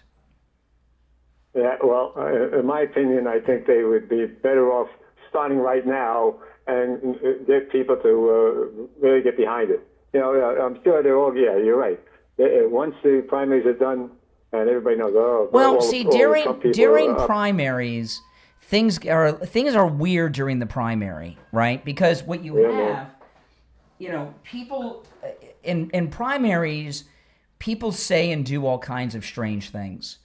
And you really don't get a feel until after the primary, because when it's a primary, right now it's Republican against Republican. So people are saying and doing things to try to win the primary, and then after the primary, that's when you're going to see unity. There's no unity in the party until after the primary. If that's the case, man, I say something like the Save America Act is way beyond normal politics. That's something that we've got to do right away, man, because I had no idea. What's going to happen? Don't you see what's going to happen? We don't have a unified message now because we don't even know who our candidates are going to be. When it's over, the Republican Party that's led by the President of the United States will be involved in these campaigns. When people win primaries, everything changes, right? When people are running for the Senate, the House, or governor, Senate, House, and governor, the National Party gets involved in these. And they're going to send them MAGA campaign managers, people advised by Stephen Miller and people like that. And you're going to find national ads, even local ads that have a national theme to them. And it'll be about the Save America Act and things like that. We just haven't gotten to that point yet. It's too early. Well, looking forward to it, because that's what we need badly, man. Like I said, I had no idea that so many people were. Well, President Trump was talking. Didn't you hear? President Trump is organizing after the primaries a Republican national convention, kind of like we would have during the presidential years, but a national convention, like a Comic-Con event for all the Republicans who have won their primaries that are running for the Senate, the House. Governors, I'm sure, will be there too. And it'll be about presenting us as a unified party with a unified platform that he is going to reveal, which we haven't gotten to yet. You're just a few steps ahead. Leave it to President Trump to come up with great ideas as usual. Man, that guy, what would we do without President Trump? Unbelievable. Well, I'll tell you, we'd be in trouble. What would this country be like if Kamala Harris were the president? Oh my, geez, I'd be moving to Australia. People like us might be in jail. Yeah.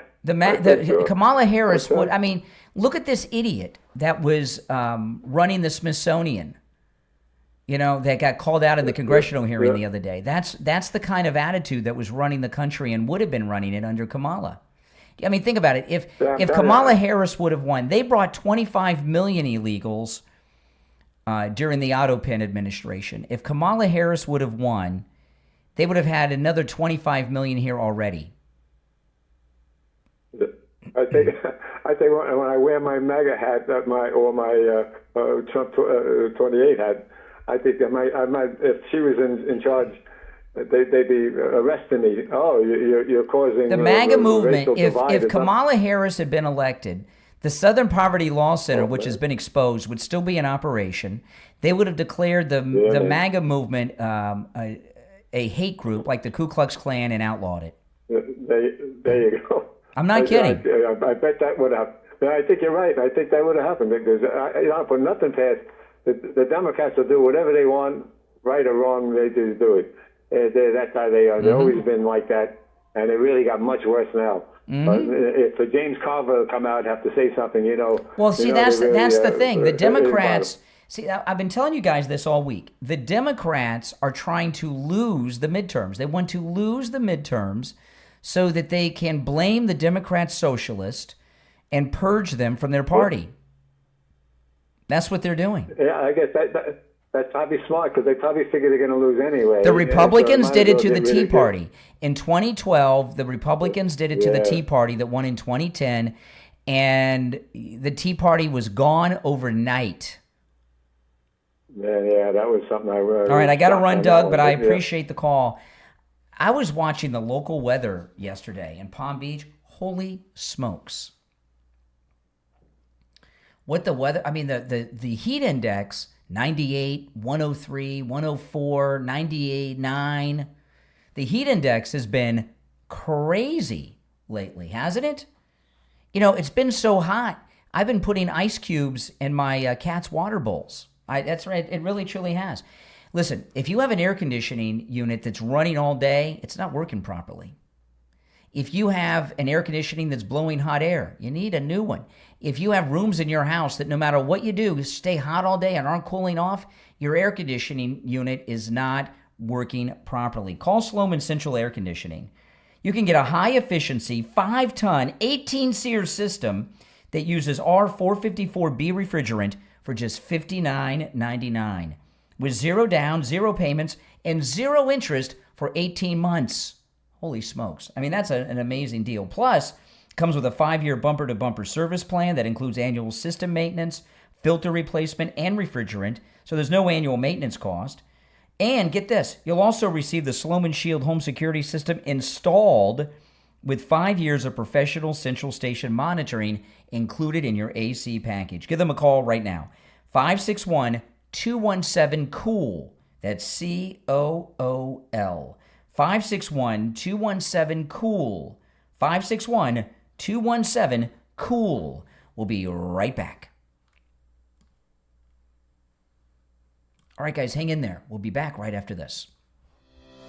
Have you ever stopped to ask yourself, why do you believe what you believe? Not your opinions, not your politics, not even your religion. The deeper question is this: what worldview is actually running your life? In Worldview, the model running your life from author Eric Klein, available on Amazon, explores how our beliefs are shaped, not just by facts, but by our experiences, habits, emotions, culture, and the influences we often don't even recognize. Blending biblical truth with philosophy, neuroscience, psychology, and even modern artificial intelligence concepts, this fascinating and must-read book challenges readers to examine the hidden assumptions that drive every decision they make. If you're looking for a book that will stretch your thinking, strengthen your faith, and help you pursue truth with greater clarity and humility, Worldview, the model running your life, belongs on your reading list. Discover the questions that could change the way you see everything. Worldview, the model running your life, from author Eric Klein. Order your copy right now on Amazon. Life can leave us with a lot of questions. Why did this happen to me? Why do I keep repeating the same patterns? And where is God in all of it? If you've ever asked those questions, you need to tune into the Healing Philosophers podcast with The Healing Philosopher on Spotify. Through honest conversations and real-life experiences, each episode explores topics like healing from past hurts, generational karma, letting go of what's holding you back, understanding narcissism, and discovering how God can use even life's hardest moments for a greater purpose. The Healing Philosophers podcast is about finding hope, growing in your faith, and realizing that your story and every season of your life has meaning. Add the Healing Philosophers podcast to your Spotify playlist, and make sure to share the podcast on all your social media and invite your friends and family to listen in too. Your share could be exactly what someone else needs right now. The Healing Philosophers podcast with the Healing Philosopher on Spotify. Healing starts with one conversation. Listen now on Spotify. By the way, there's a link in the description to that podcast. Check it out. It's very good. Okay, we'll be back in less than a minute. Okay.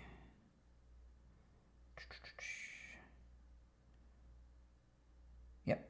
Yeah, about 35 seconds we'll be back. All right. What do I have left this hour? Okay, yes. Stand by.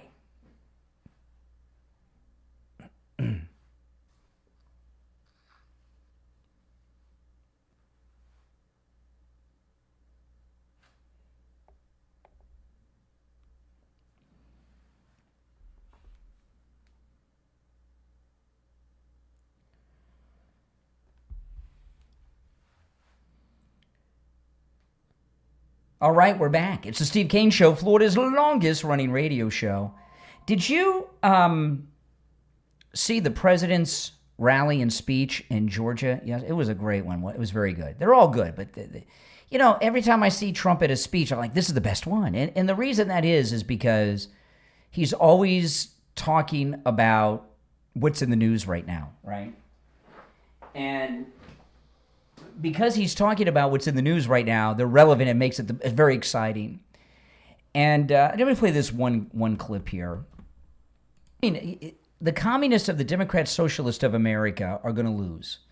And now again, they are going to have some victories in November because before people caught on to them, they had some victories in a couple liberal spaces in New York City. That's like running unopposed.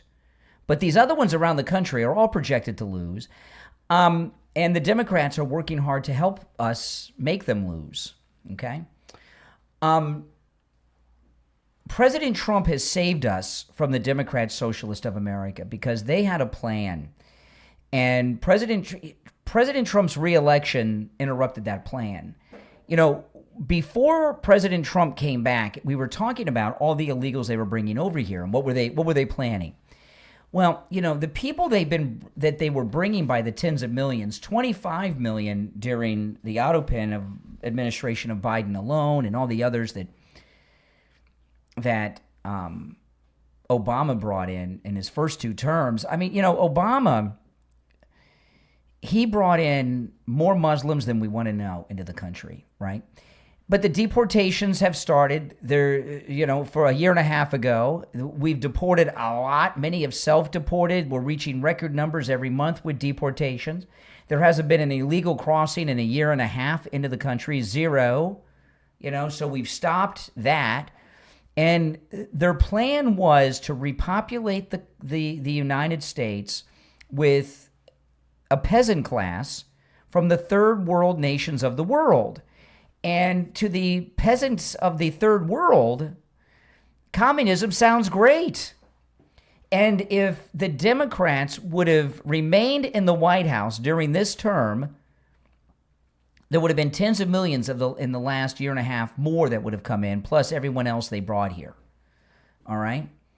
And what that would have done is brought victory to these communists with the Democrat Socialist of America, because they would have had a population here who would have voted for it.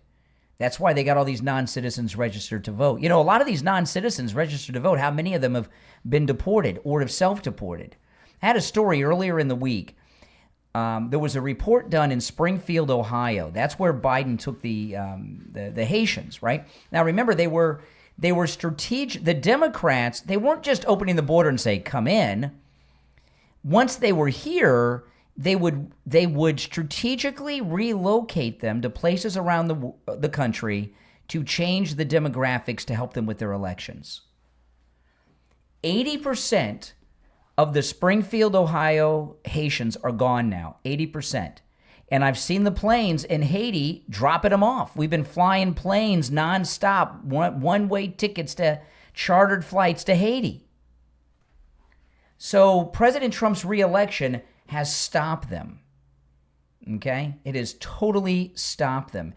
And you see the rejection that the Democrat Socialist of America are getting, even from the liberals. So, as crazy as it sounds, the Democrats are working to lose the midterms. This sounds so crazy, but it's true. You hear it. And this is the thing. I mentioned to Doug before the bottom of the hour, the Tea Party.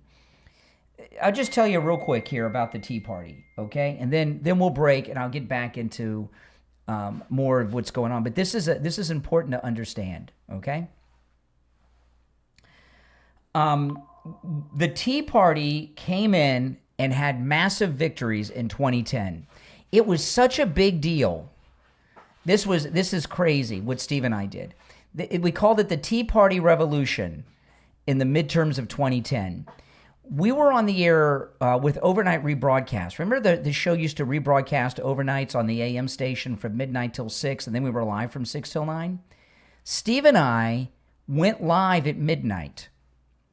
And we had other people in studio with us, and it was catered by Wings Plus. We went live at midnight and stayed on the air till 9 a.m.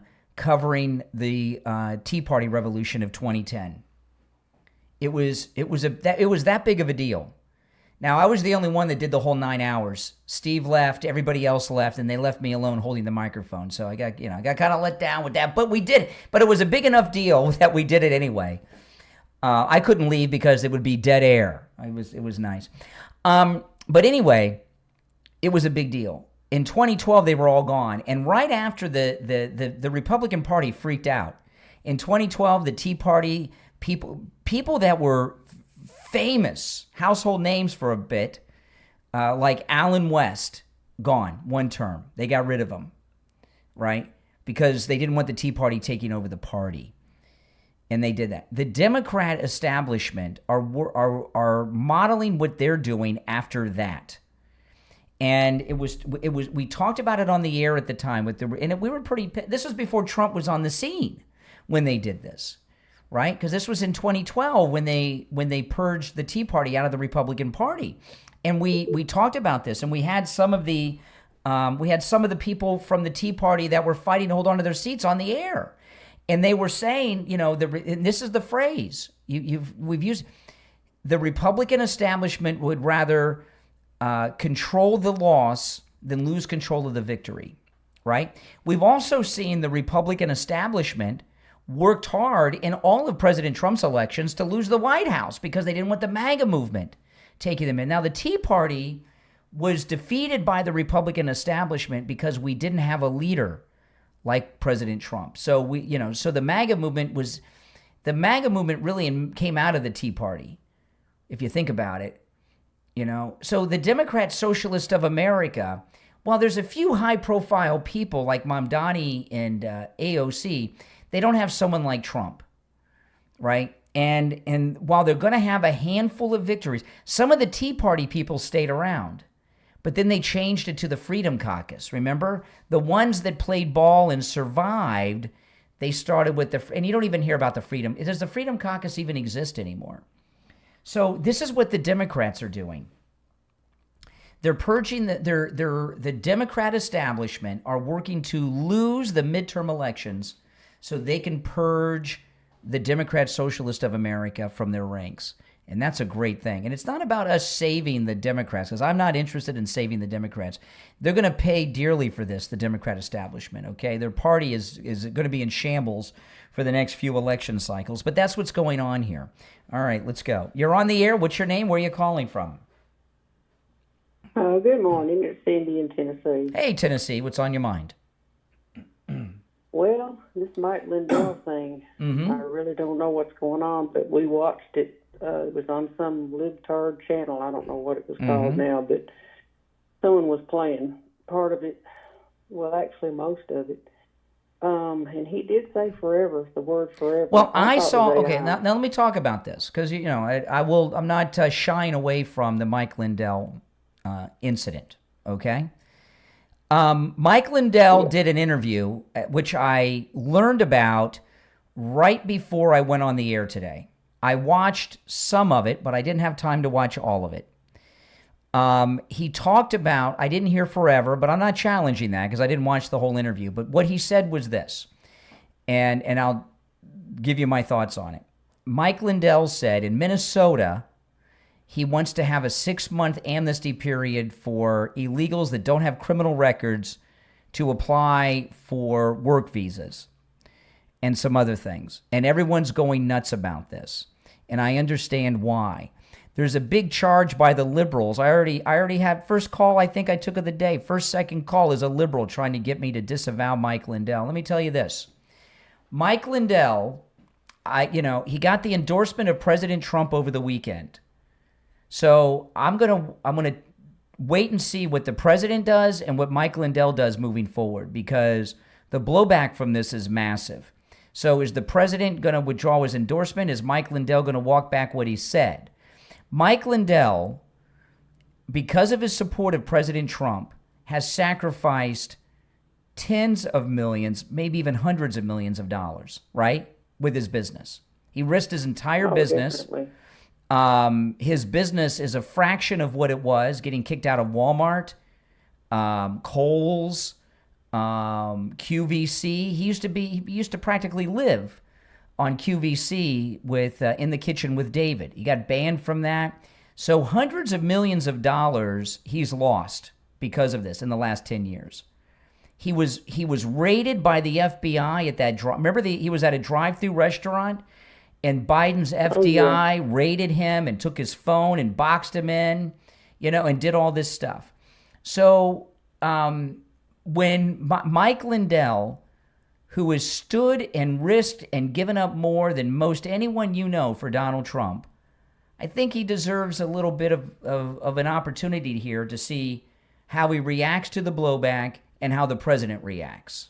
Am I wrong with that? Oh, I agree about that. I really do. I mean, I've got Mike Lindell. I've got his products all over my house. Of course. I live in a My Pillow home. Absolutely.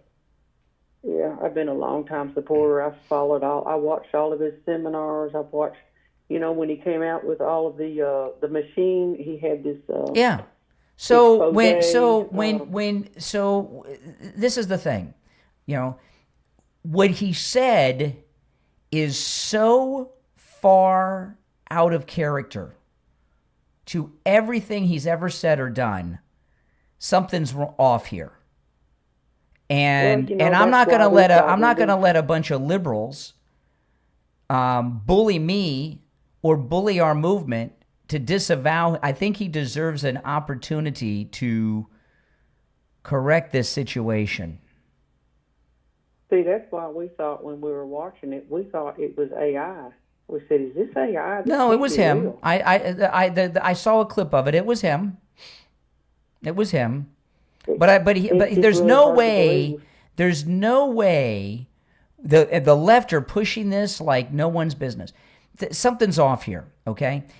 I agree. Something is off. I don't know what. He's running for governor. He's running for governor in Minnesota. The primary is in a couple of weeks. I think it's August 11th. I might be off by a day or two, but it's the primary in Minnesota is in early August. He is in the lead by far. Not only did he get the endorsement of the president over the weekend, it was in person. The president was with him and endorsed him big time over the weekend. And then this. So something is off here. And I think after everything, the FBI raid on him, the hundreds of millions of dollars that he's lost because of his support for Trump and the MAGA movement, I think he deserves an opportunity to explain himself and walk it back. Now, you guys are welcome to call me about it. You're the second or third caller that's brought it up to me today, and I've responded to every one. So, I'm not shying away from the topic, but I just learned about it 10 minutes before I went on the air today. Yeah. And I'm not going to disavow a man who's risked and sacrificed so much without him getting, he may come out and said, "Hey, I messed up." I'm just wondering what is behind this, because there's got to be something behind it. Me too. We're all one. All right, hey, listen, I got to run. I'm late for the break. Appreciate the call. If you're on hold, stand by. It's the Steve Kane Show, Florida's longest running radio show. And by the way, those of you out there that are MAGA, I very much would like to hear your thoughts on what I just shared. The number is 888-465-2631. 888-465-2631. It's the Steve Kane Show, Florida's longest running radio show. We'll be right back.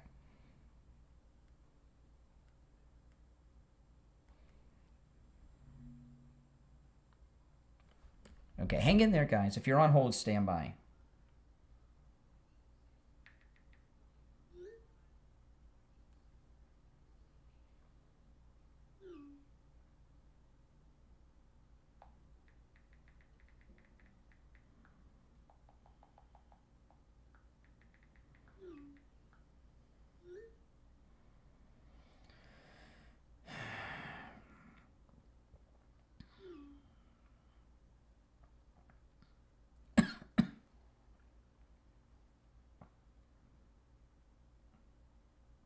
Okay, stand by, guys.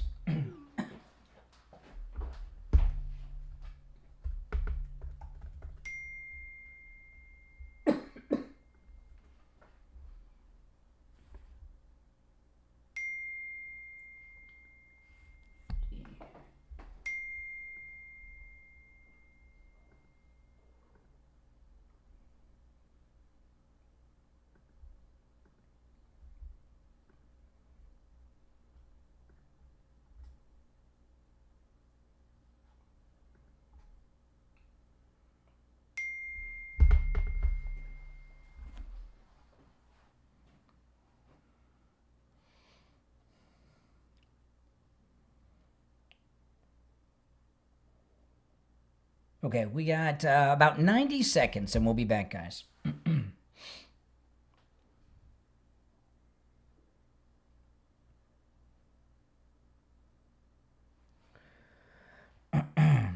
If you're on hold, hang in there.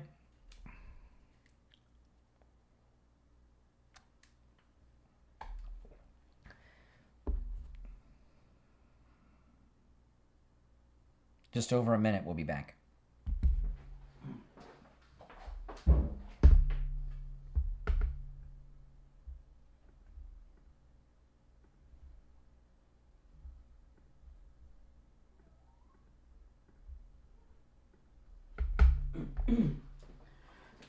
One minute.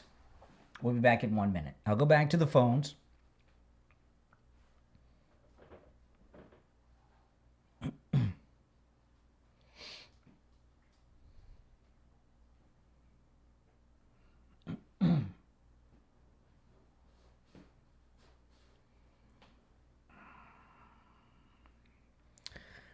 Nope, you're welcome. Everyone's welcome to call. All opinions are welcome. The number is pinned in the live chat. All right?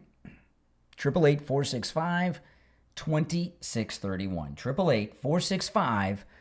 888-465-2631. It's a toll-free call no matter where you are listening. All right? Less than 20 seconds.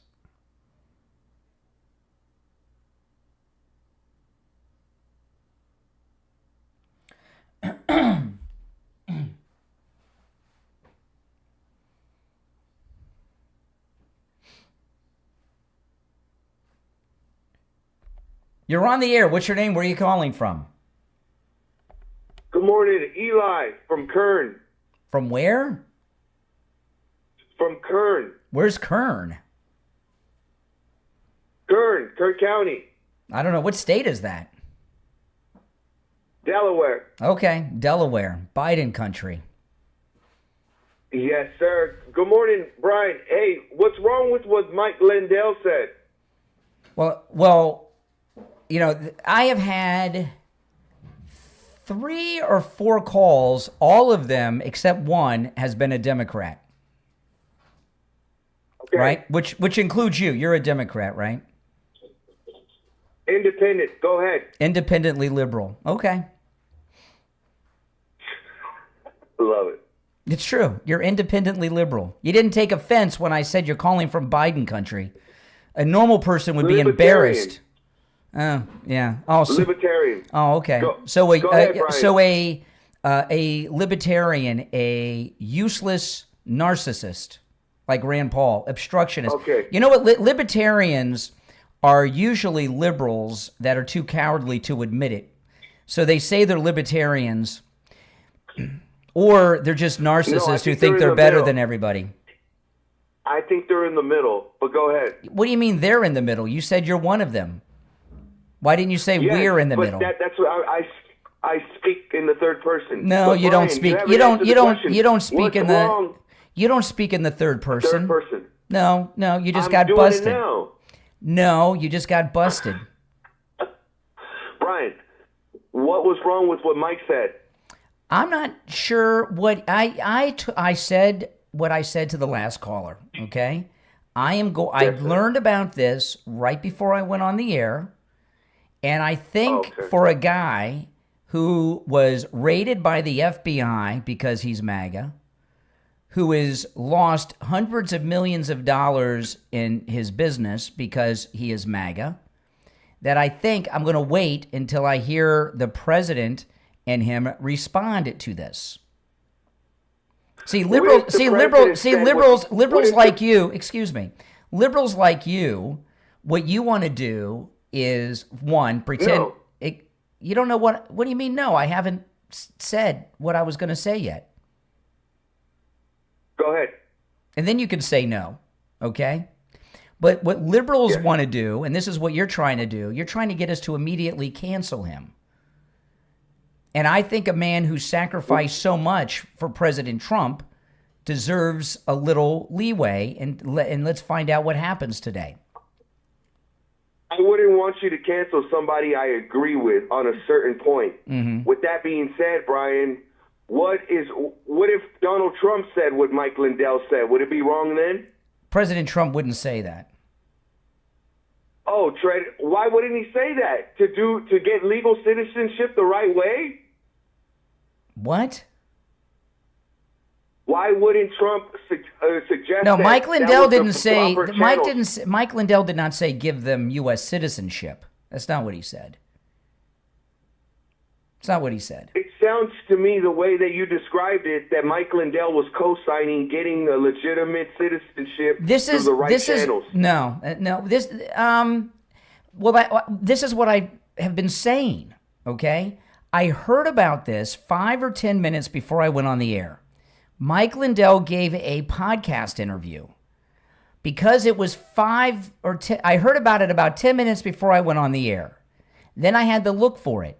I had less than 5 minutes before I went on the air. I have not heard the interview yet. I heard a clip.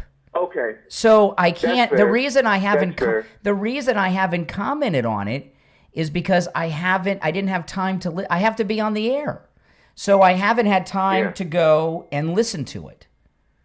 So when I get off the air, hold on a second. Excuse me. Yeah. When I get off the air, I will listen to it. Yeah. No problem, Brian. The context that you described it made it seem as if Mike Lindell was supporting legal citizenship as long as you're not a criminal and you're going about it the right way. And it seems like people that don't want foreigners here are against that. That's what it sounds like to me. This is what I listen. Like I said, I've not heard the interview yet, and I will listen to it today. All right, but this is what I know. Okay, I have gotten multiple calls about it, except for the last lady. I don't know about you, but except for the as soon as the show started, I got calls on it. Right, all liberals trying to get me to cancel him. There's something. No, I don't want you to cancel. Oh, I'm not saying you. I'm not saying you. I'm talking. Okay. I'm talking about. See what I told you about libertarians being self-centered, right? You know, okay. Everything's about them. The first call I got when the show started, and you could tell they were a liberal. We'll go back and listen.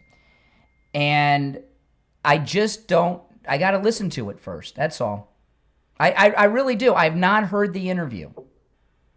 Okay. And Brian, I will you, definitely. Do you agree with Mike Lindell? Do you agree with Mike Lindell? I told you I have not had it. I have not heard the interview yet. I have not heard the interview yet. That's the context. How can I tell you if I agree with something I haven't heard yet? I have not heard it.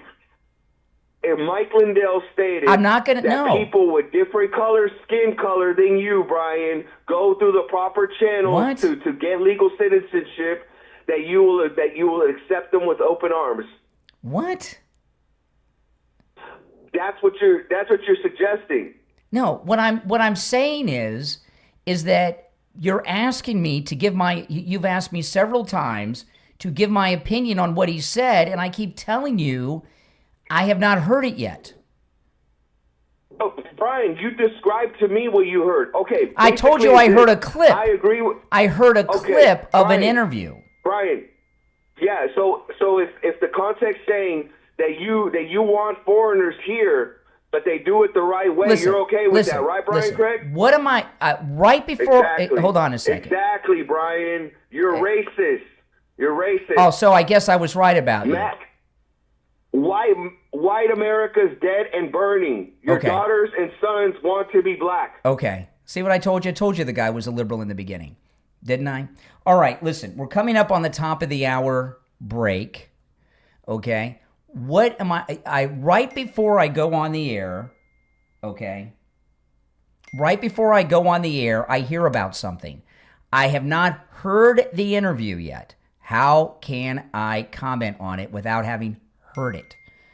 You hear my phone blowing up?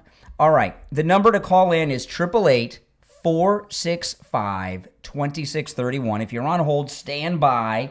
I want to take a moment to talk about life imaging. You know, listen, life imaging, it's all about preventative health care. You know, the heart scan only takes a few short minutes, just a few short minutes. You don't have to put on a hospital gown. You don't have to get undressed. I wore my shirt and my jeans. I didn't even take off my watch, okay? And that's it. And then boom, and then you know. like I do. I have no blockage, no plaque buildup, okay? And no heart conditions, thankfully so. Now, I got good news, and that's great good news. And I got peace of mind, and I know I have nothing to worry about now. But a lot of people, some in this audience, they go to life imaging for the heart scan and find out that they have blockage. Some of our listeners have found out they've had 80% of blockage. They've had blockage in all their arteries, and they had no symptoms. Call Life Imaging FLA for your free heart scan now with a few minimum requirements, valued at $699. From your cell, call pound 250 and say free heart scan. You'll be connected in seconds. That's pound 250. Just say free heart scan. You'll be connected in seconds. And when you're over there, make sure you ask about their full body cancer screening and their full body virtual colonography. And say goodbye to sedation too. So give them a call, pound 250, pound 250 on your cell. You'll be connected in seconds. They have locations in Palm Beach, Broward, Dade, and Orlando. All right, 2 hours down, 1 to go. It's the Steve Kane Show, Florida's longest running radio show. Callers on hold, stand by. We'll take our break for the top of the hour. Come back with your calls and more after our top of the hour break. Stay tuned.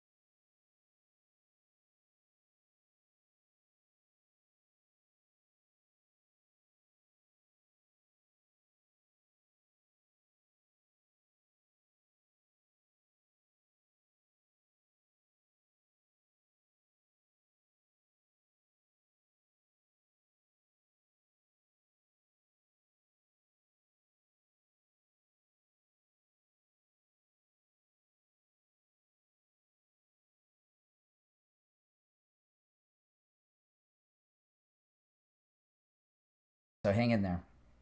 Okay.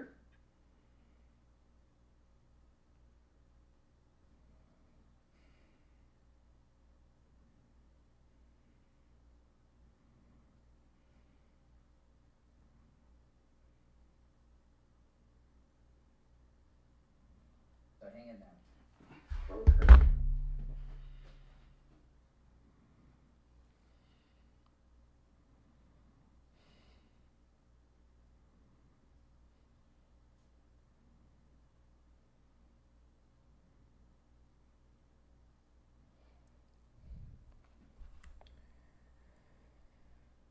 Hold on, Steve.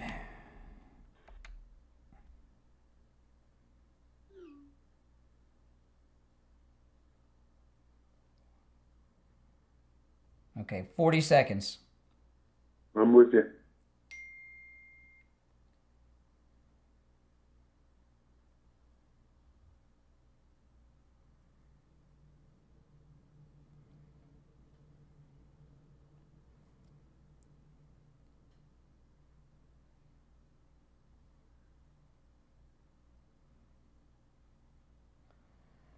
Okay.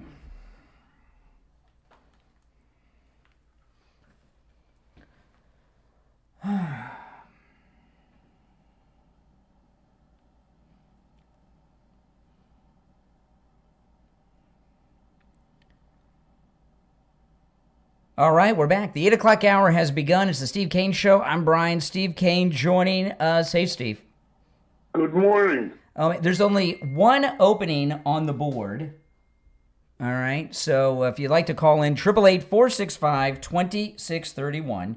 888-465-2631. All right? You want to take some calls, or do you have somewhere you wanted to go? Sure, let's take some calls. All right, let's go here. You're on the air. What's your name? Where are you calling from? Hello? Yeah, you're on the air. What's your name? Where are you calling from? Hey, Brian. Good morning. ID Howard. Hey, Uncle Steve. Good morning. Good morning. Let me ask the question in a different way, Brian, from the libertarian. Hold on a second. That libertarian was a liberal. You heard him at the end, right? White people will die and burn, and you're a racist. He was not a libertarian. He was a liberal, like I said.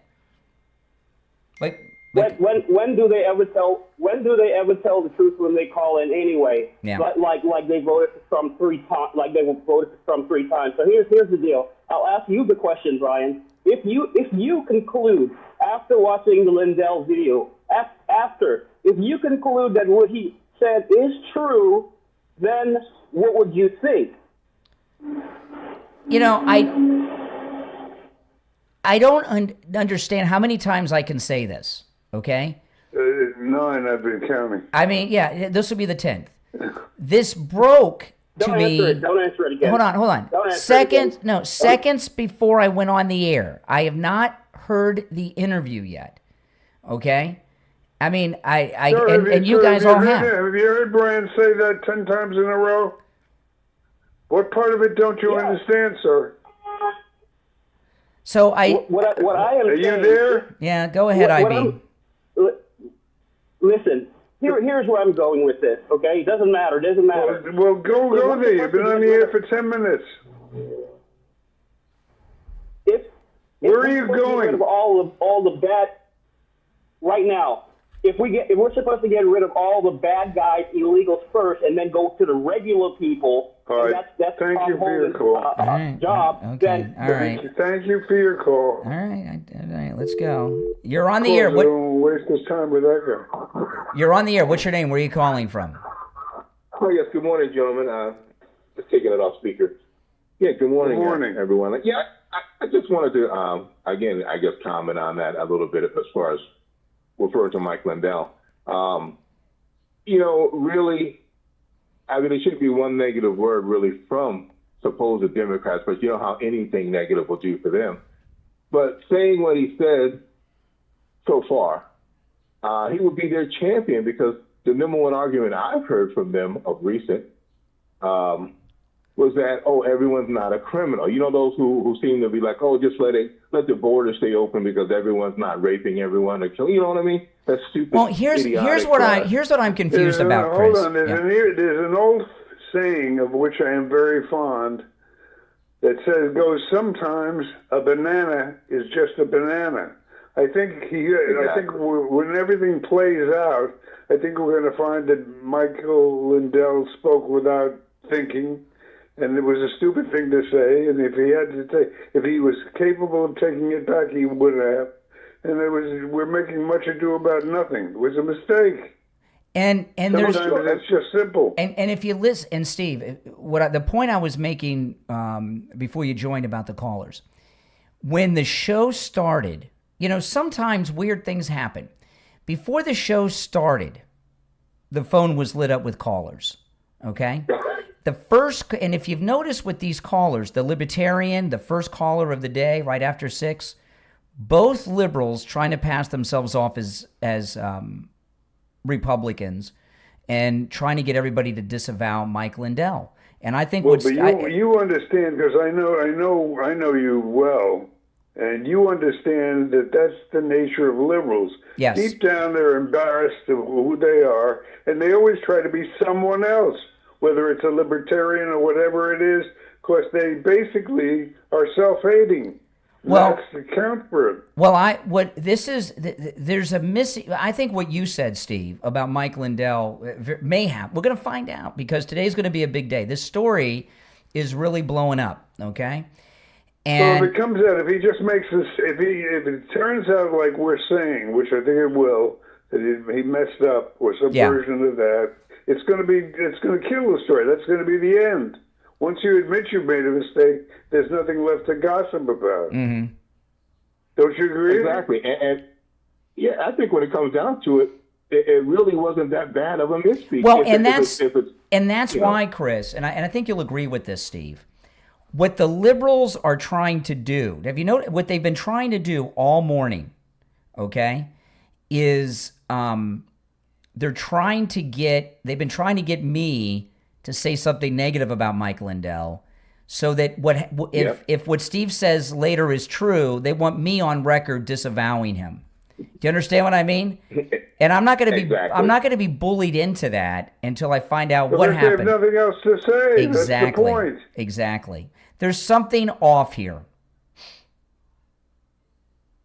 The remarkable that yes, it was. It's very strange. Much ado about nothing. Yeah, and exactly. And liberals are desperate for something to attack the Trump people with, and so they jump on every crumb that they can. And we're winning. We are winning everything. President Trump had 7 endorsements in Arizona Tuesday night and won them all. In Arizona. Well, I think you're right. There's only one slight variance from between the way I see it and the way you see it. I think that it was. I forgot what I was going to say. I'm sorry. I'm just still not fully awake. I get it. Go ahead. I'm sorry. I've had 5 shots of espresso, so I'm fully awake. I like President Trump's his members, and that was beautiful. Even CNN had to make mention of the members. So 100%, I love it. But if they're in trouble, but they're not initiating it. I mean, it's the Dems are not in control of anything. The commies have taken over their party, but they didn't design it that way. It just happened that way. And I mean, Chuck Schumer is anything but in charge right now. Mm-hmm. They basically. Their reign is over. They're finished and they know it. Yeah. They're embarrassed. Every time I hear his name, I think of term limits. Every time I hear that name of Chuck Schumer destroying New York. Mm-hmm. Oh, my God. All right. Hey, Chris, thanks. I appreciate the call. Have a good one. All right. Take care. All right, Steve, I'm going to put you and everyone on hold. The phones are ringing. Off of the hook. Let's take a moment, Steve, to talk about Dr. Gupta and Brighton Dental. Yes, because you were mentioning him to me during the break, and I'll just say, we got a call the other day from Richie, and Richie made he made such a great point about Dr. Gupta. He's a long-term patient of Dr. Gupta's. He drives about 150 miles each way to see him because great work at great prices, and he was talking about he was talking about the office in particular. And he said Dr. Gupta has the most modern, advanced dental equipment at his practice. But his lobby is, it's just an average lobby. It's not all fancy. You know what I mean? He spends his money on his patients, and that's how he keeps his prices so low and affordable. And I remember when Richie first went, what blew his mind is how Dr. Gupta continued to call him, not just the night of, but the days after, checking up on him to make sure he was okay. He was one of the doctors that really cared. There's no question of that. Yeah, he had a major, Richie had an accident, and he had gotten some of his teeth knocked out. Not because he mouthed off at somebody, but he fell and hit his face on something. And so it was an emergency procedure, and it was pretty intense. And Dr. Gupta did follow-up care with him, making sure he was okay, if he needed anything, even after the days and days after the procedure was done. And that's the kind of doctor he is. He cares about his patients. The way I put it, an old-fashioned family doctor at old-fashioned prices. And again, the one thing Dr. Gupta taught me is when you ignore dental problems, there's only one thing that happens. They grow worse and consequently more complex and consequently more expensive.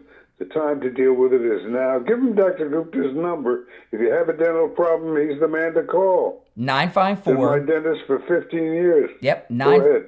954-922-4633. 954-922-4633. That's 954-922-4633. We'll be right back. All right, Steve, I'm going to put you on hold, okay? Stand by. Okay.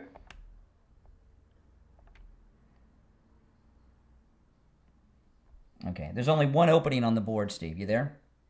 Yeah, I'm with you. Okay, there's one.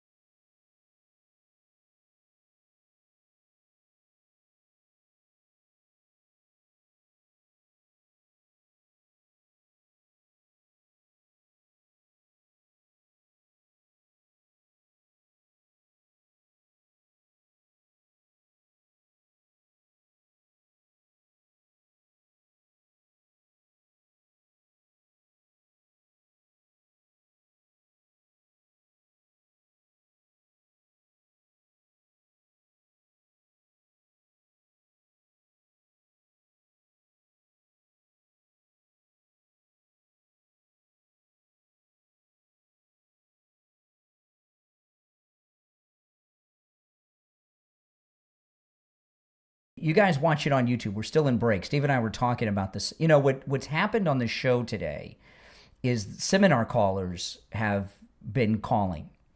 And and it's what I told Chris. They're trying to they want us to go on the record condemning him so that so they can use that against us, right? You got to give him the day. We'll see. They need a victory. Yes, exactly. Exactly. Oh, my goodness. Oh, my goodness. All right. When you need a victory that badly, it's because you were losing the battle. Exactly. There's one opening on the board. So if you're on hold, stand by. We're still in radio break. So when we get back, we'll go back to the calls. One opening on the board, and we'll take all the calls. And that one libertarian, I knew at some point, at the end, he couldn't handle it anymore. He outed himself. White people are going to burn, he said, right? You hear the end of the call? Yes, I did. Oh, jeez. Oh, they're in big trouble. Oh, I know. I like the seminar callers because they care enough to the Democrats care enough to unleash that we're important enough that the Democrats they're targeting us with the seminar callers. All right, I got 40 seconds. Longest running radio show in Florida. We are the political show of record in the Sunshine State. 30 seconds. Yes. That's right.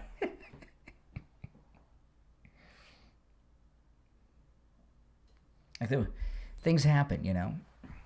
It's like when there's a technical problem on the show, people call and say and tell us, you know. If no one called and tell us, then if Joyce Kaufman was off the air, would anybody notice enough to call and say, hey, there's a technical problem? All right, we got 9 seconds. 5 seconds.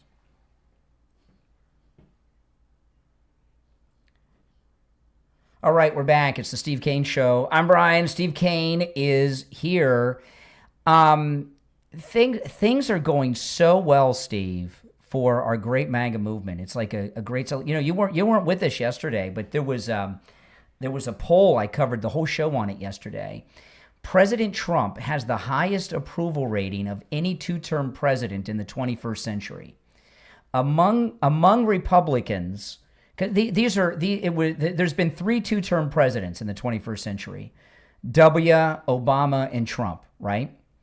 And CNN, they did a poll of their own party. President Trump has an 83% approval rating of Republicans. Barack Obama, at the same point in his second term, only had 76% support among Democrats, the first black president. And that's really amazing. It shows that the war and everything he's doing is incredibly popular. And you and I were... He knows how to find the spots. There's no question of that. And you and I were talking during the break. The show has been targeted this week by seminar callers. And most of the callers you've heard today that aren't regulars, that are Republicans, are really Democrats, right? And the one guy that called me about the price of gas, he was just totally flipped out. You know, the price of gas is still lower than it was with Biden, but it's only $3 to $10 a month for the average American, an increase, who drives a lot. It's $3 to $10 a month. And this guy's trying to tell me it's $10 a tank, you know, or the libertarian from Delaware who called in and then after his frustration said, "You white people are going to all burn," at the end of the call right before 8 o'clock, you know? So, and tell me how you really feel. And, you know, and the seminar callers get very upset because, you know, I learned how to do this from you, Steve, but these guys, when they call in, you can tell from the first syllable what they are. Like that one guy that called in that said all you white people are going to burn, that said he was a libertarian. I knew when I said, "What's your name, where you're calling from?" The first syllable, I knew he was a liberal. And then when he said he was from Delaware, I tested it. I said, "Oh, Joe Biden country." And he said, "Yeah," like it was something to be proud of, you know? And so I knew we were up against the clock till the top of the hour, but I knew by the end of the show, by the end of the call, he would expose himself, and he did. But you know, but I was telling Steve during the break, I said, you know, I consider it an honor that the seminar callers are after us. And for those that don't know what seminar callers are, the Democrats have callers call shows to try to influence public opinion, and with their talking points. Yes, and they always call in as Republicans, but they're taking liberal positions on things. And I consider it an honor when they target us with it because, you know, this is the longest running radio show in the state of Florida. We are the political show of record in the Sunshine State. And the Democrats know it, and that's why they target us with seminar callers. But, you know, that's why I consider it an honor. Well, I'm looking at the board, Steve. There's only one opening on the board. Do you want to take some calls, or what do you want to do? Sure. All right, let's go. All right. You're on the air. What's your name? Where are you calling from? Hey, Brian, it's James from Texas. How's it going? James from Texas. It's going well. How you doing, Tex? I'm I can't tell you everything is everything. Man, I kind of broke up a little late, and I caught the show. I went back and looked at and listened to the beginning of it. But what's the topic? Is it about the New Jersey? Whatever's on your mind. Was that on my mind? Okay. What's on your mind? You know better than I do what's on your mind. Man, what's on my mind that this great awakening, this revolution, Trump is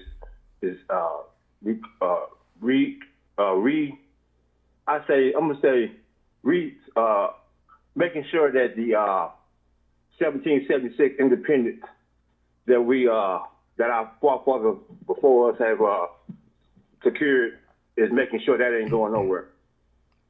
That's what he's doing for sure. He's firming up our country, fighting for America. He's what? He's fighting for America. Fighting for America. Yes. Right. Because if we understand that what he's doing, if you don't understand that, if you want to be free, you don't want somebody across the pond way over there controlling what we do because they control our leaders.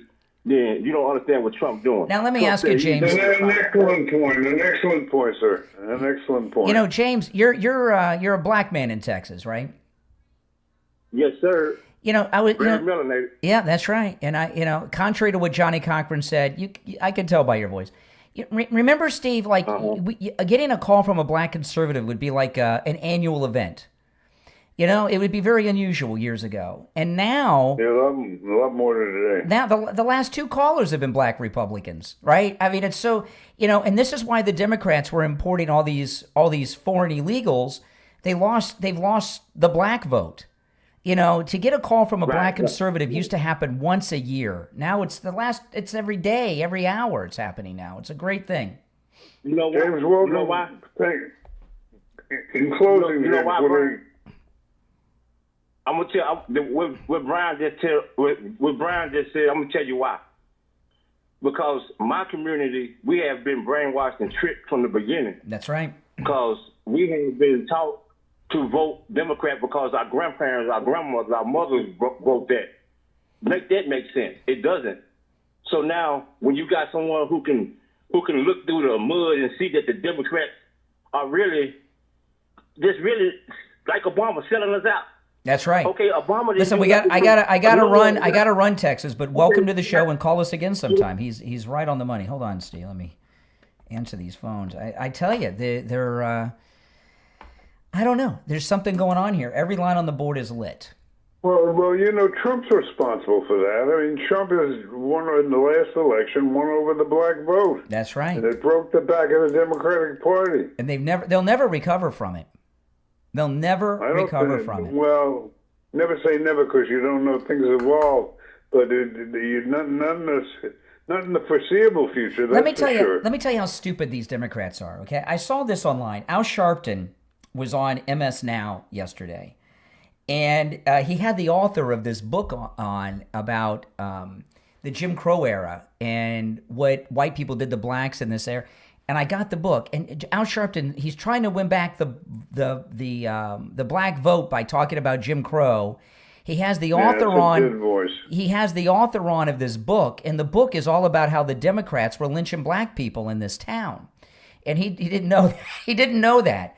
I mean, it's the Democrats. You know when they're pulling out Sharpton, they're desperate. All right, let's take one more call before the break, Steve. All right, you're on the air. What's your name? Where are you calling from? Good morning, Brian. It's Carlos from Port St. Lucie, Florida. Hey, Carlos. Hey, I'm a little lost in that, and I always call you because you are the wizard. Oh, here's you the have setup. All the answers. Here's the setup. Okay. Good setup. Okay, ready? Are you ready? We're ready. Go ahead. If I never raped anybody or I never murdered anybody, but I break into someone's home, that makes me a criminal? Absolutely. Okay, then how come these... Does this come as a shock to you? But this the whole situation. How come you sounded like you were disagreeing with it. I never disagree with you guys. These illegals, the word illegal, that means they're criminals. And how come I hear callers say, oh, they should go after the criminals, or they're all criminals? Correct. Illegal. They have a 100% crime rate because they're in the country illegally. A 100% crime rate. Right. So they're criminals. They're all criminals. Correct. Now I got another question. People like my complexion, even though I'm European here, I'm not considered white.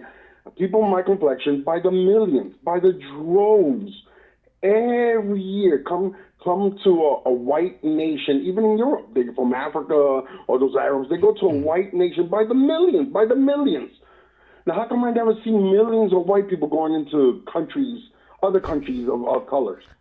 That's a good point. That's a good point, yes. Everybody calls here the white people are racist. They're so racist that why we even try... Sometimes put our lives on stake just to come here. But yes. I never see white people by the millions going to these third world countries. All right, good point. All right, listen, we got to run for our break at the bottom of the hour, okay. But I appreciate the call. Thanks for your call. Steve, I got to talk about Tom Laporta, okay? And I'll use your situation. When we talk about Tom Laporta, you'll hear us say, Steve and I, we say, if you have a wet spot on your ceiling, you have a leak in your roof. Well, I'm going to tell you where the root of that comes. It comes from your own experience. You had a wet spot on your ceiling and didn't do anything about it. and and you ignored it, and then you had another spot and another spot and a spot here, a spot there, a spot everywhere, and then you needed a whole new roof, and you had a lot of other problems. But Tom Laporta, when he came out to your house, he says, when you see a wet spot on your ceiling, you've got a leak in your roof. You call me then, you'd have no problem. Well, that's how we met Tom Laporta. And if you have a wet spot on your ceiling, you do have a leak on your roof. And I want to tell you this. That wet spot on your ceiling, it's usually the size of a coin, right? What, a quarter, Steve? Maybe? Yep. Like a quarter. The leak is actually bigger than that. Because before it gets to the ceiling, it's got to go through whatever roofing material you have that's damaged, through the plywood, through your insulation, right? And then it gets to the roof. When you have a wet spot on your ceiling, not only do you have a leak in your roof, you probably have a puddle of water over the insulation in your house, ready to collapse. Tom Laporta, the tagline for Laporta Roofing is, Tom Laporta, he'll never sell you a roof you do not need. Have you ever heard another roofer anywhere in the world say that? They don't. And, Tom Laporta is a good MAGA guy. If you need a simple repair, he'll do it, okay? He covers both the east and west coast of Florida, from the Atlantic Ocean to the Gulf of America and everywhere in between. This number rings directly to Tom Laporta's cell phone. Give him a call, 954-604-4602. 954-604-4602. And online, LaportaRoofing.com. We'll be right back.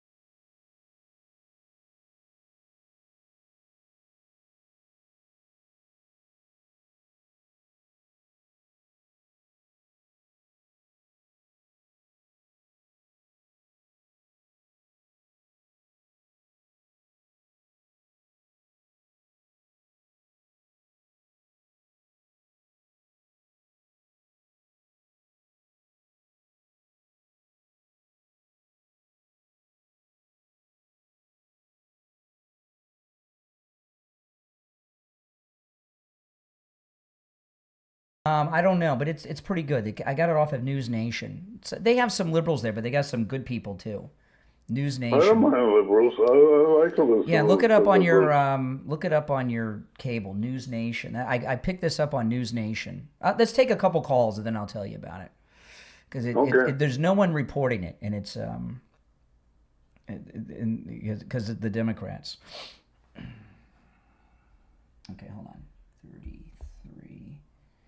Okay, we have just over a minute, and we'll be back. Oh, all right, hold on, Steve. I'm going to answer some calls. All right, are you there, Steve? Yes. Okay, next break is the gold report. Okay. Okay. Just under a minute.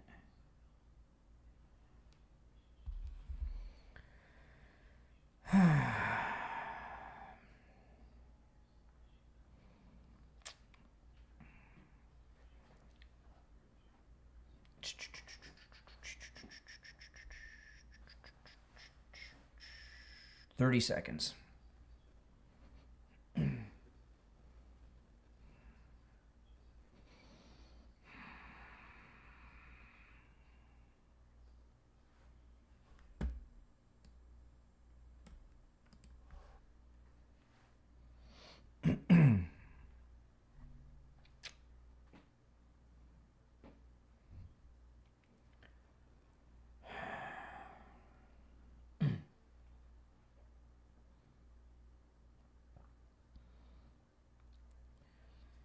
All right, we're back. Okay, there are 2 openings on the board. You want to go back to the phones?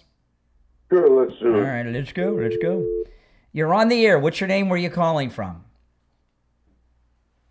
Legally blind man from Fort Lauderdale. Oh. Peace be with you. Peace be with you. Shalom, both of you. Okay. Shalom Aleichem. Oh. Okay. I forgot to mention last time. Hey, Steve. How about that World Cup, huh? It was fantastic. Yeah, it was a great game. Spain is an unbelievably great team. For Brian that doesn't understand, if you're familiar with the World Cup, it's like each game is a Super Bowl. That's what I know. President Trump said that yesterday. President Trump said that yesterday in Georgia. Every game's like the Super Bowl. Yes. Well, it's a sudden death elimination. If you lose beyond a certain point, when you get to the key round, the last round, and one win and one loss, and you're out. Sudden death. Yeah. You know, I was wondering about Greg too and stuff. I never knew why I hadn't heard from him for a long time. He did something. He did something that I can't say. I'm not going to say on the air. I gave him a warning. I thought and he did it again. And yes. You have good ears. You hate when you tease like that. Can't you give us a clue? Nope. He did one of those things that was over the line. I gave him multiple warnings, and he continued to do it. Well, you have great ears like me because, as you know, when one of your senses is, not really fair, your other senses are very heightened. So let me tell you what happens a lot of times with callers. Okay, over the years. There have been a lot. There have been a lot of regular callers that have come and gone over the years on this show. Being the longest running radio show, the show's outlived some of them. Right, some of them just died. Old age and other things. But there was that one. Remember, there was that one chronic. Do you remember the guy? He used to call and give us a hard time, Steve, and he fell and hit his head on the toilet and died. Oh, what was that guy's name? He was really a liberal. He was always calling us out, and he was putting a light bulb up in his bathroom and fell and hit his head on the toilet and died. Oh, but he was a younger guy. He was a younger guy. But anyway. Hold on a second. Some of the callers, what they do is some of the liberal callers. They do things to try to get themselves banned from the program because this calling us is addicting, and they can't do it themselves, and they cross lines sometimes, and he crossed a line big time, and I gave him multiple warnings, and he did it again, and that's when I said you and I will never speak again. He told you to shut up or something. He said, no, that was Doc. Doc told me to shut up. No, you can tell me to shut up. That's not going to get you banned. To get banned, you could count on one hand how many people are banned from this show. Off for the day. No. He did something really over the line. Anyway, thank you for your call. I can't. That's my least favorite caller is that guy, Steve. All right. Anyway, let's go. You're on the air. What's your name? Where are you calling from? Good morning, Stephen Bryan. It's JJ from Mass. Hey, JJ. Hey, JJ, speak up. Hey, Steve. Okay, buddy, I'll speak up a little here. There you go. What do when I think about Mike Lindell? I'm not going to speak for anybody else, but I love that guy. Okay, I think he's a good man, a godly man, and I think he knows Minnesota better than anybody. Don't you agree with the conclusion we reached about the Lindell thing is that it was a mistake? Do you agree with that? Well, I don't necessarily agree with that. I gotta wait to see more, Steve, and this is why. Because I'm looking at this from everything that happened under Biden, all the people that came in. Based on what you've seen, you think can you make a case that there's anything good about it? I'm going to make the case right now. Go ahead, Steve. I think this is just me. This is my best guess, I guess you would say, is this. We know Minnesota is like this liberal progressive, castle, bastion, the home base for these people. Biden let all these people in, and Democrat-run states, but especially Minnesota, I mean, you have to look at the state for what it is. There's like 65,000 plus 70,000 whatever farms there. You got to look at the ag and where these people work, these illegals that came into the country. And I think what has happened in the past, election cycles over the past 10 or 20 years, but particularly during the case of Biden, during those 4 years, they basically have left sort of an illegal alien dead man switch in a lot of the economic spots in these. In other words, they've got all these people hired everywhere. And if you come in and you just throw everybody out, it's sort of like, yeah, you got like President Trump told ICE, don't do deportations at farms. Yes, I mean. Okay, all right, okay, all right. So that's what I'm looking at. I mean, Mike knows. All right, it's a good point. Anybody. It's a good point. I appreciate your viewpoint. Look what does the media. Look at what. Okay, all right. So that was. Okay. Thanks for your call. All right, let's go. You're on the air. What's your name? Where are you calling from? Hi, I'm Lisa from Florida again. I heard your call. Again, you called today already? The liberal, yeah. You can only call once per day. You can have? only call once per day. We have no once per day. Call back tomorrow. Oh yeah. Thank you. There's hardly any rules to call this show. Mainly, it's once per day. Okay, that's it. That's pretty much. I think is that really the only rule, other than like obvious ones like profanity and such. So no, I wanted to tell you about this, Steve. News Nation. I watch News Nation because they cover a lot of crime, and I like true crime. When I'm not following like political news, I like true crime. Like this, that case with the black kid on the island.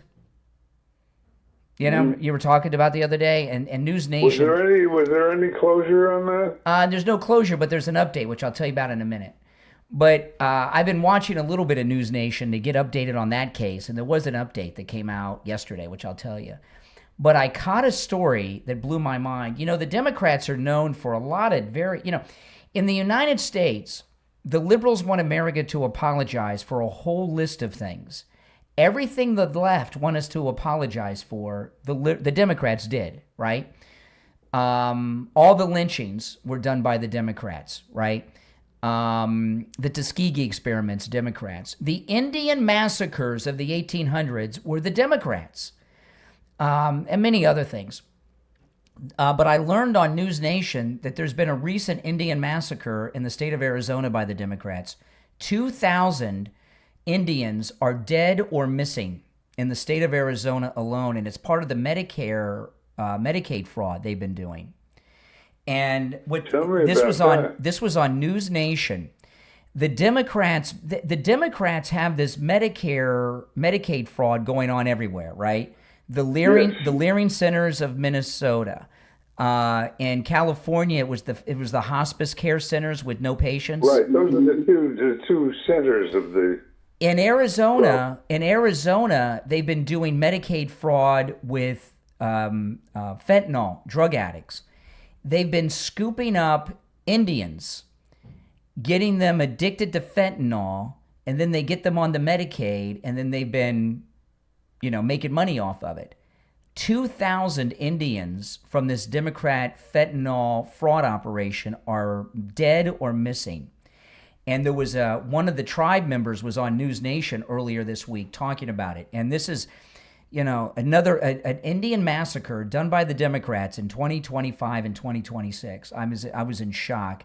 And no one's covered it, but this one story on News Nation. That's amazing. It's amazing. The amazing thing is that no one's covered it. Well, we're covering it, but us at News Nation. And the Democrats have all the Indian massacres of the 1800s were the Democrats. That's Andrew Jackson.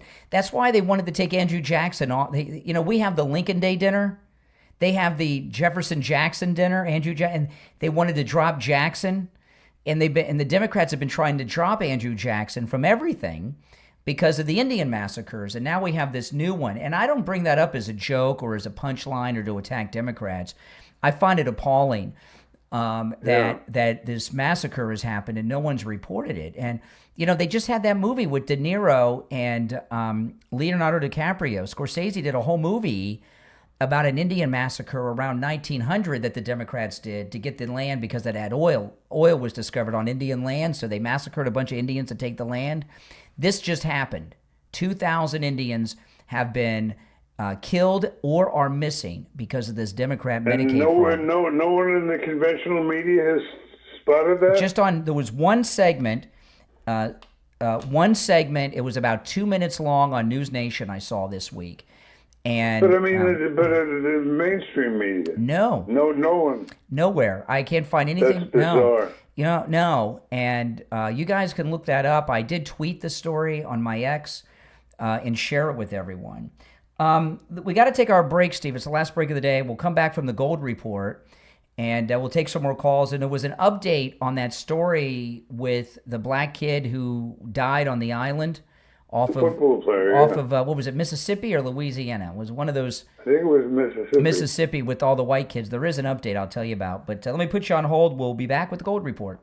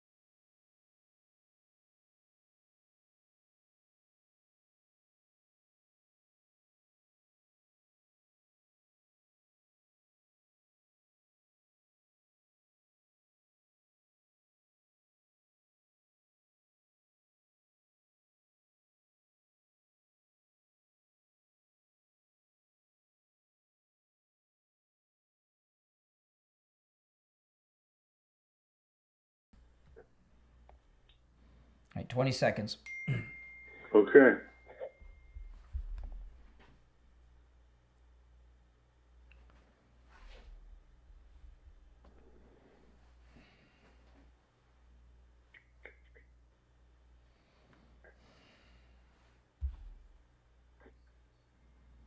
All right, and it's time to check in with William Youngerman from the offices of William Youngerman Incorporated with today's Gold and Precious Metals Report. William Youngerman, how the metals looking?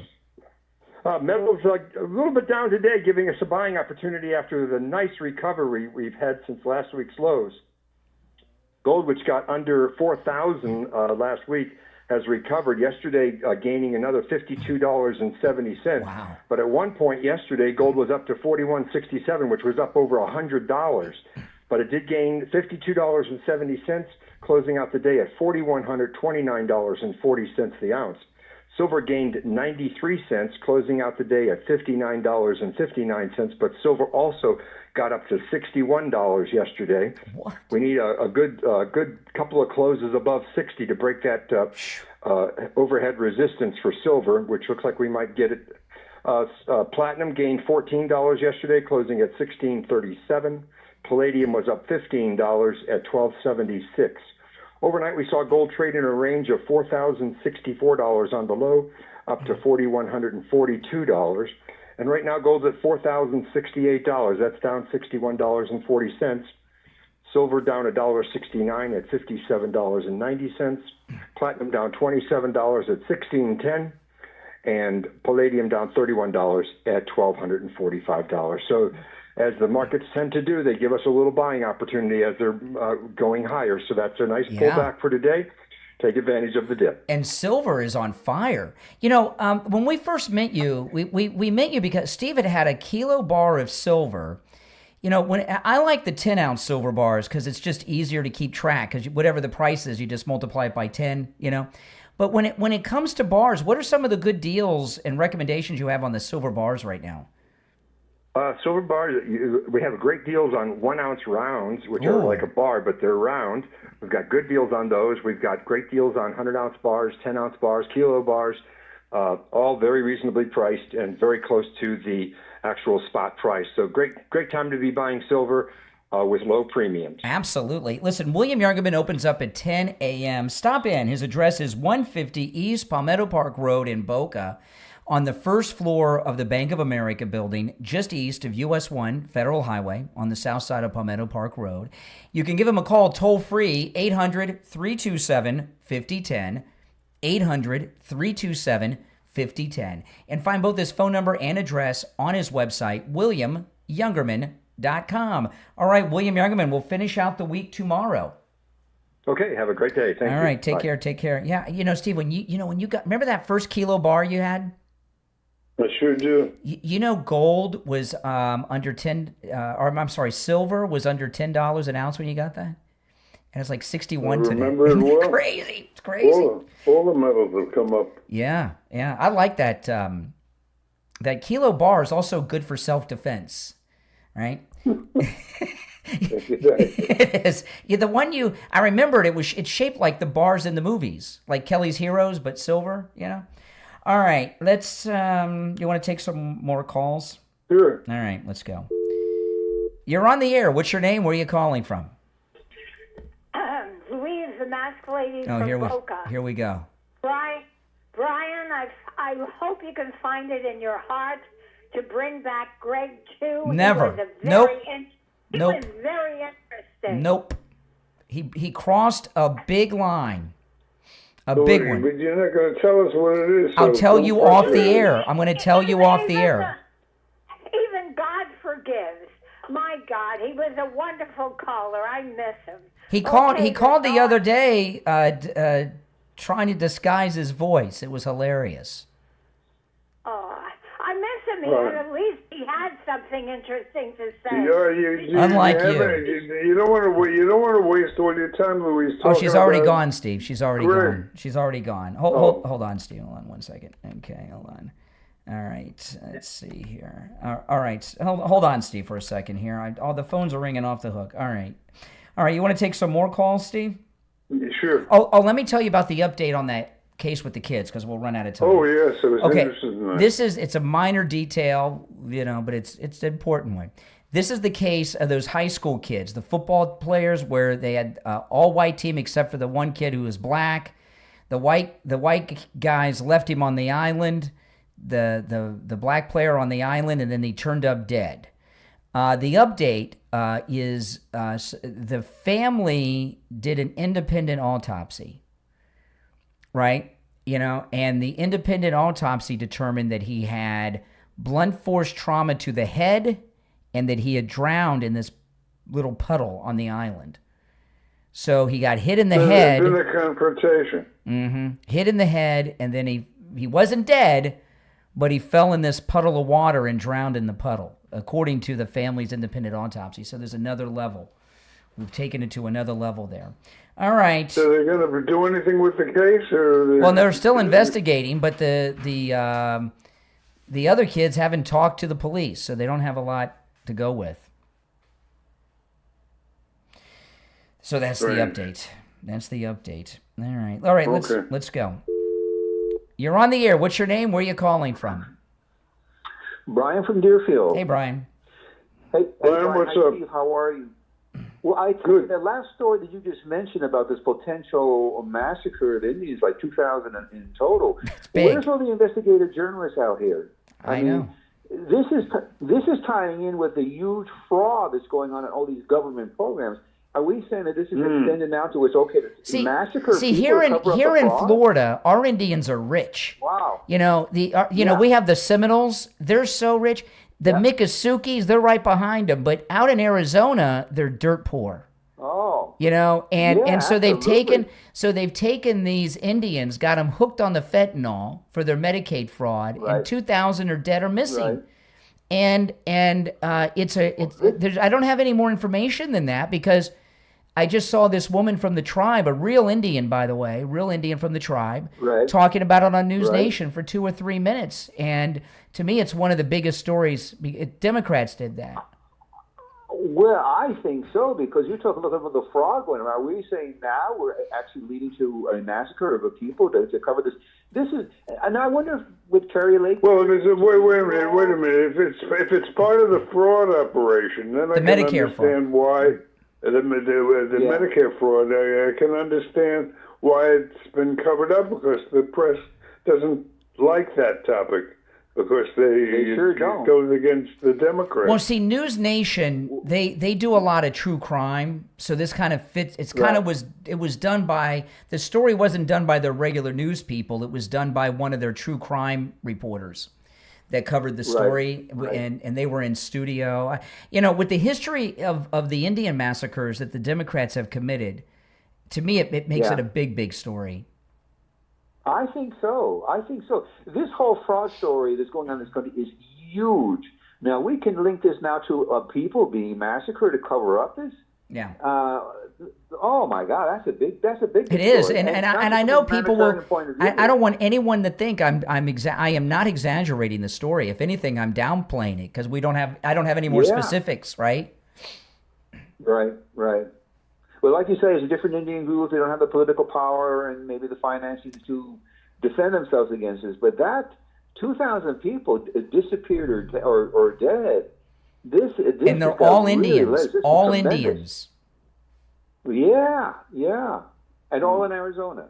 Yes, just in Arizona with this particular Democrat Medicaid fraud, and the fraud that sadly the Native American population have a problem with the substances, the sauce, So there's the scam. The Medicaid scam fits the city. Hospice in California, Leering centers in Minneapolis, and with the Indians of Arizona, it's drug treatment fraud. So now they're preying on a group of people who are vulnerable to this, and now to cover this up, we're going to just go. I think you guys, Brian and Steve, you just broke a big story. I'm glad you got it on the air. Well, what I'd like to do, what I really would hope is someone would get it to Mark Wayne Mullin, who's an Indian himself. Mark Wayne Mullin, the Homeland, is an Indian. He is a real Indian. Okay, his house is on Indian land. He has his house is on Indian land that was given to his family by the U.S. government before the Trail of Tears. So I mean, he's the real deal, not like Elizabeth Warren. Well, then you did a great job on the World Cup security and stuff like that. But this would be a big story to follow up. And I take care, man. Hearings on this. All right, you take care. Yeah, hearings. I like to see arrest. All right, let's go. Take another one here. You're on the air. What's your name? Where are you calling from? You're on the air. Once, twice. All right, you missed out on your chance. Now, tomorrow, guys, can you believe, Steve, tomorrow is Friday already? So I can't believe it. Flies. It sure does. Now, tomorrow's Friday. Friday on the Steve Kane Show is Open Phones. We call it Open MAGA Mike Friday. And on Friday's show, you can call in about any and everything on your mind. You're not limited to the topics that we bring up. So the show prep is up to you on Open MAGA Mike Friday. So do your show prep today, guys, and be prepared for tomorrow's show.